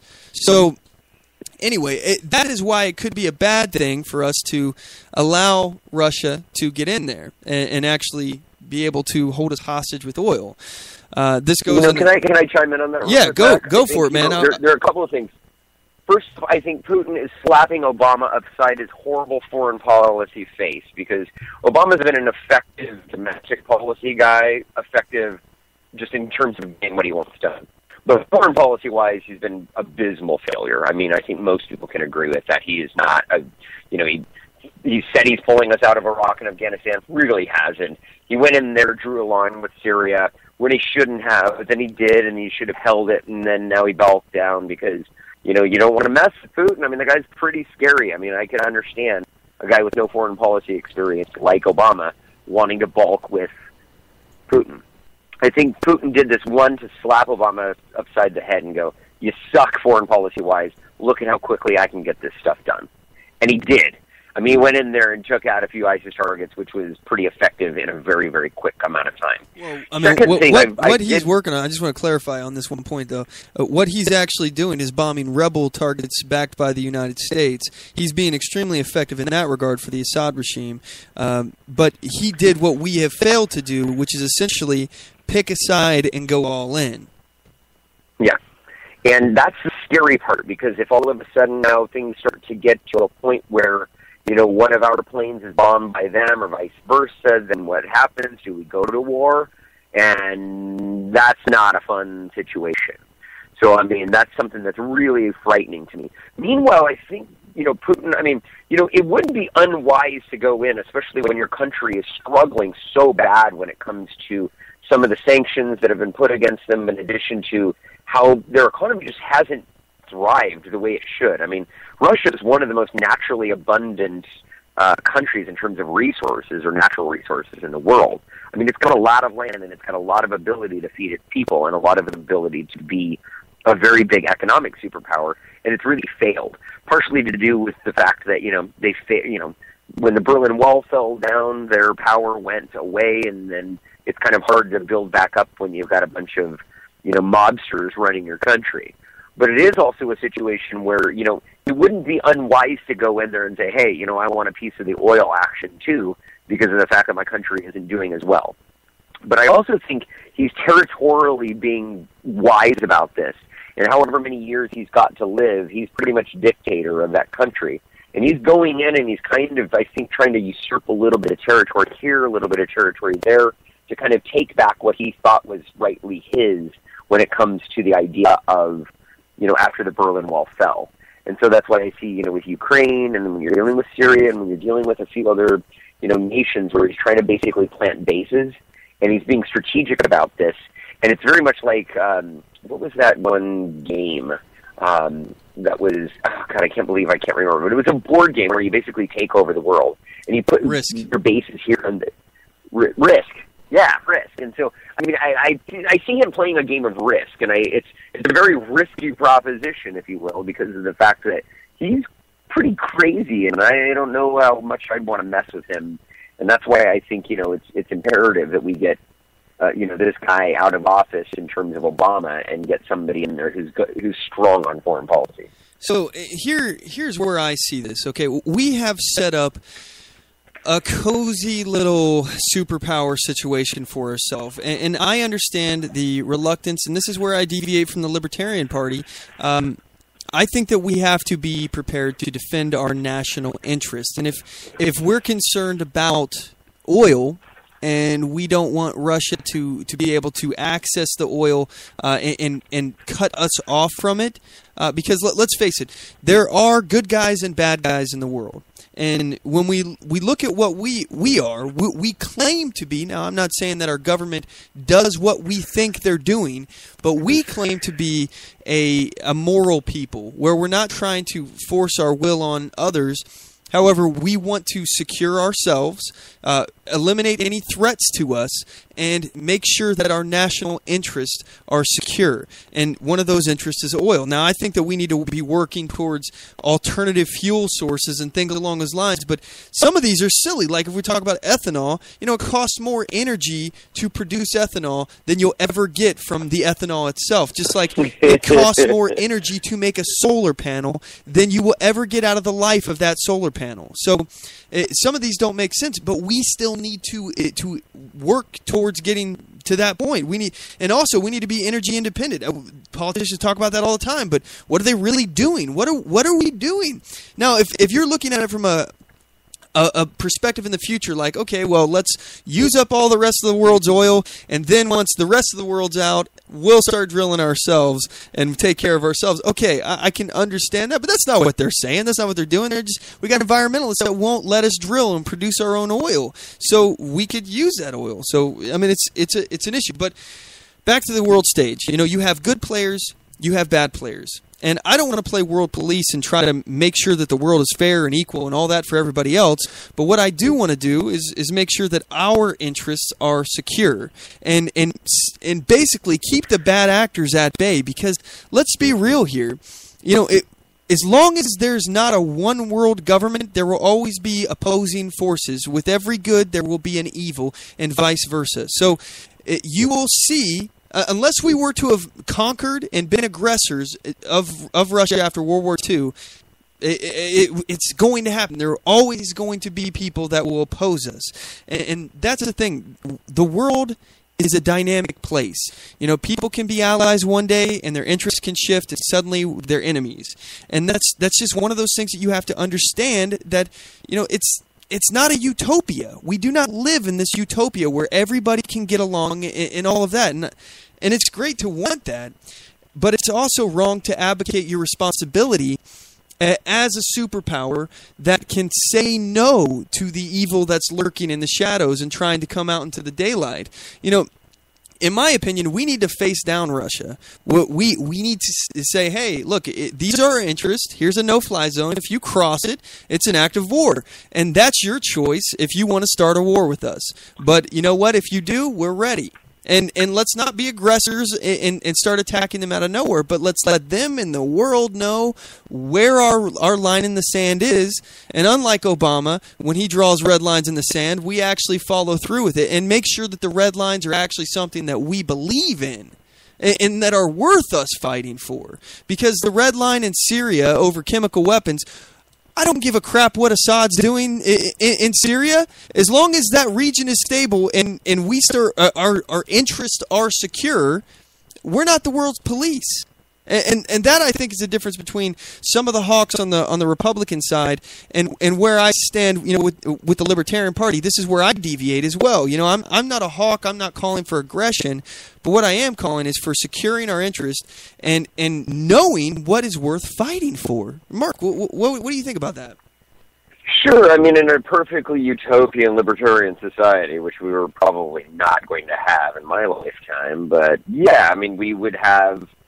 We would be friends with all other nations, but allies with none. I mean, that was a Jefferson quote, I think. But the idea is, yeah, we've made treaties, we've made pacts, we have seaports that we have to protect, we have pacts with others, and we've shaken hands and written it into law. So, yeah, I mean, we have to take care of our interests abroad. I mean, the natural, or the libertarian philosophy is such that it would, we think, or the Libertarian Party platform believes that it would cause less strife around the world if we weren't meddling in everybody else's business.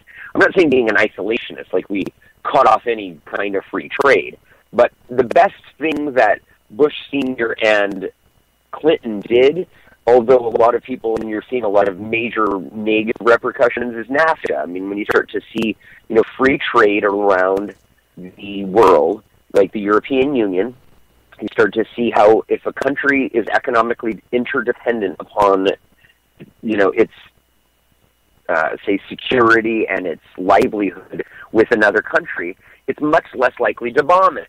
And so when we have trade with these other nations, and when we have, commerce that's going back and forth and specialization and division of labor, and you start to really look at a global economy, that's really the best way to world peace. Unless, of course, you've got a bunch of religious whacknuts or a total freak at the helm, like a Putin or, say, an Islamic law kind of situation. So, in my opinion, the best way of really creating and protecting our interests is becoming more economically interdependent with the world than, cutting yourself off. I'm not saying, but the problem with it is look at every empire has fallen under its own weight, and we're doing the same thing. We have bases in something like 130 countries. And do we really need that? Is the world that violent that we need to have our bases in that many countries? Because our military is taking a huge chunk of change.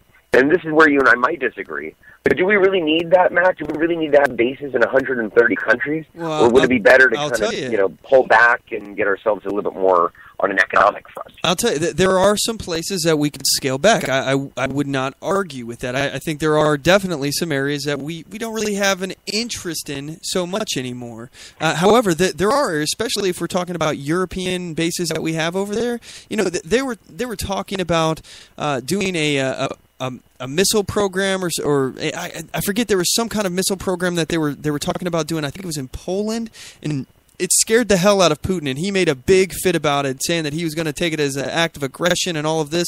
Well, look, as far as I'm concerned, if something scares the hell out of Putin, I think we should be doing that, and that is something that we need to establish to secure our interest in that area, because he's doing things that are securing his interest. You can see his plan starting to formulate and take a physical form here. So, you mentioned something, and I agree that economic interdependence between countries where we're basically linked together, and in order for us to succeed, so do our allies and so do our economic partners and things along those lines. If they are hurt, we are hurt. That is a good way to discourage aggression. However, I don't think that it's absolutely the end all. There are some countries that are prepared. For example, how China was during Mao's reign. Okay, they didn't care about the population of the people. They redistributed land and killed 1 to 3 million landowners in the process of their own people.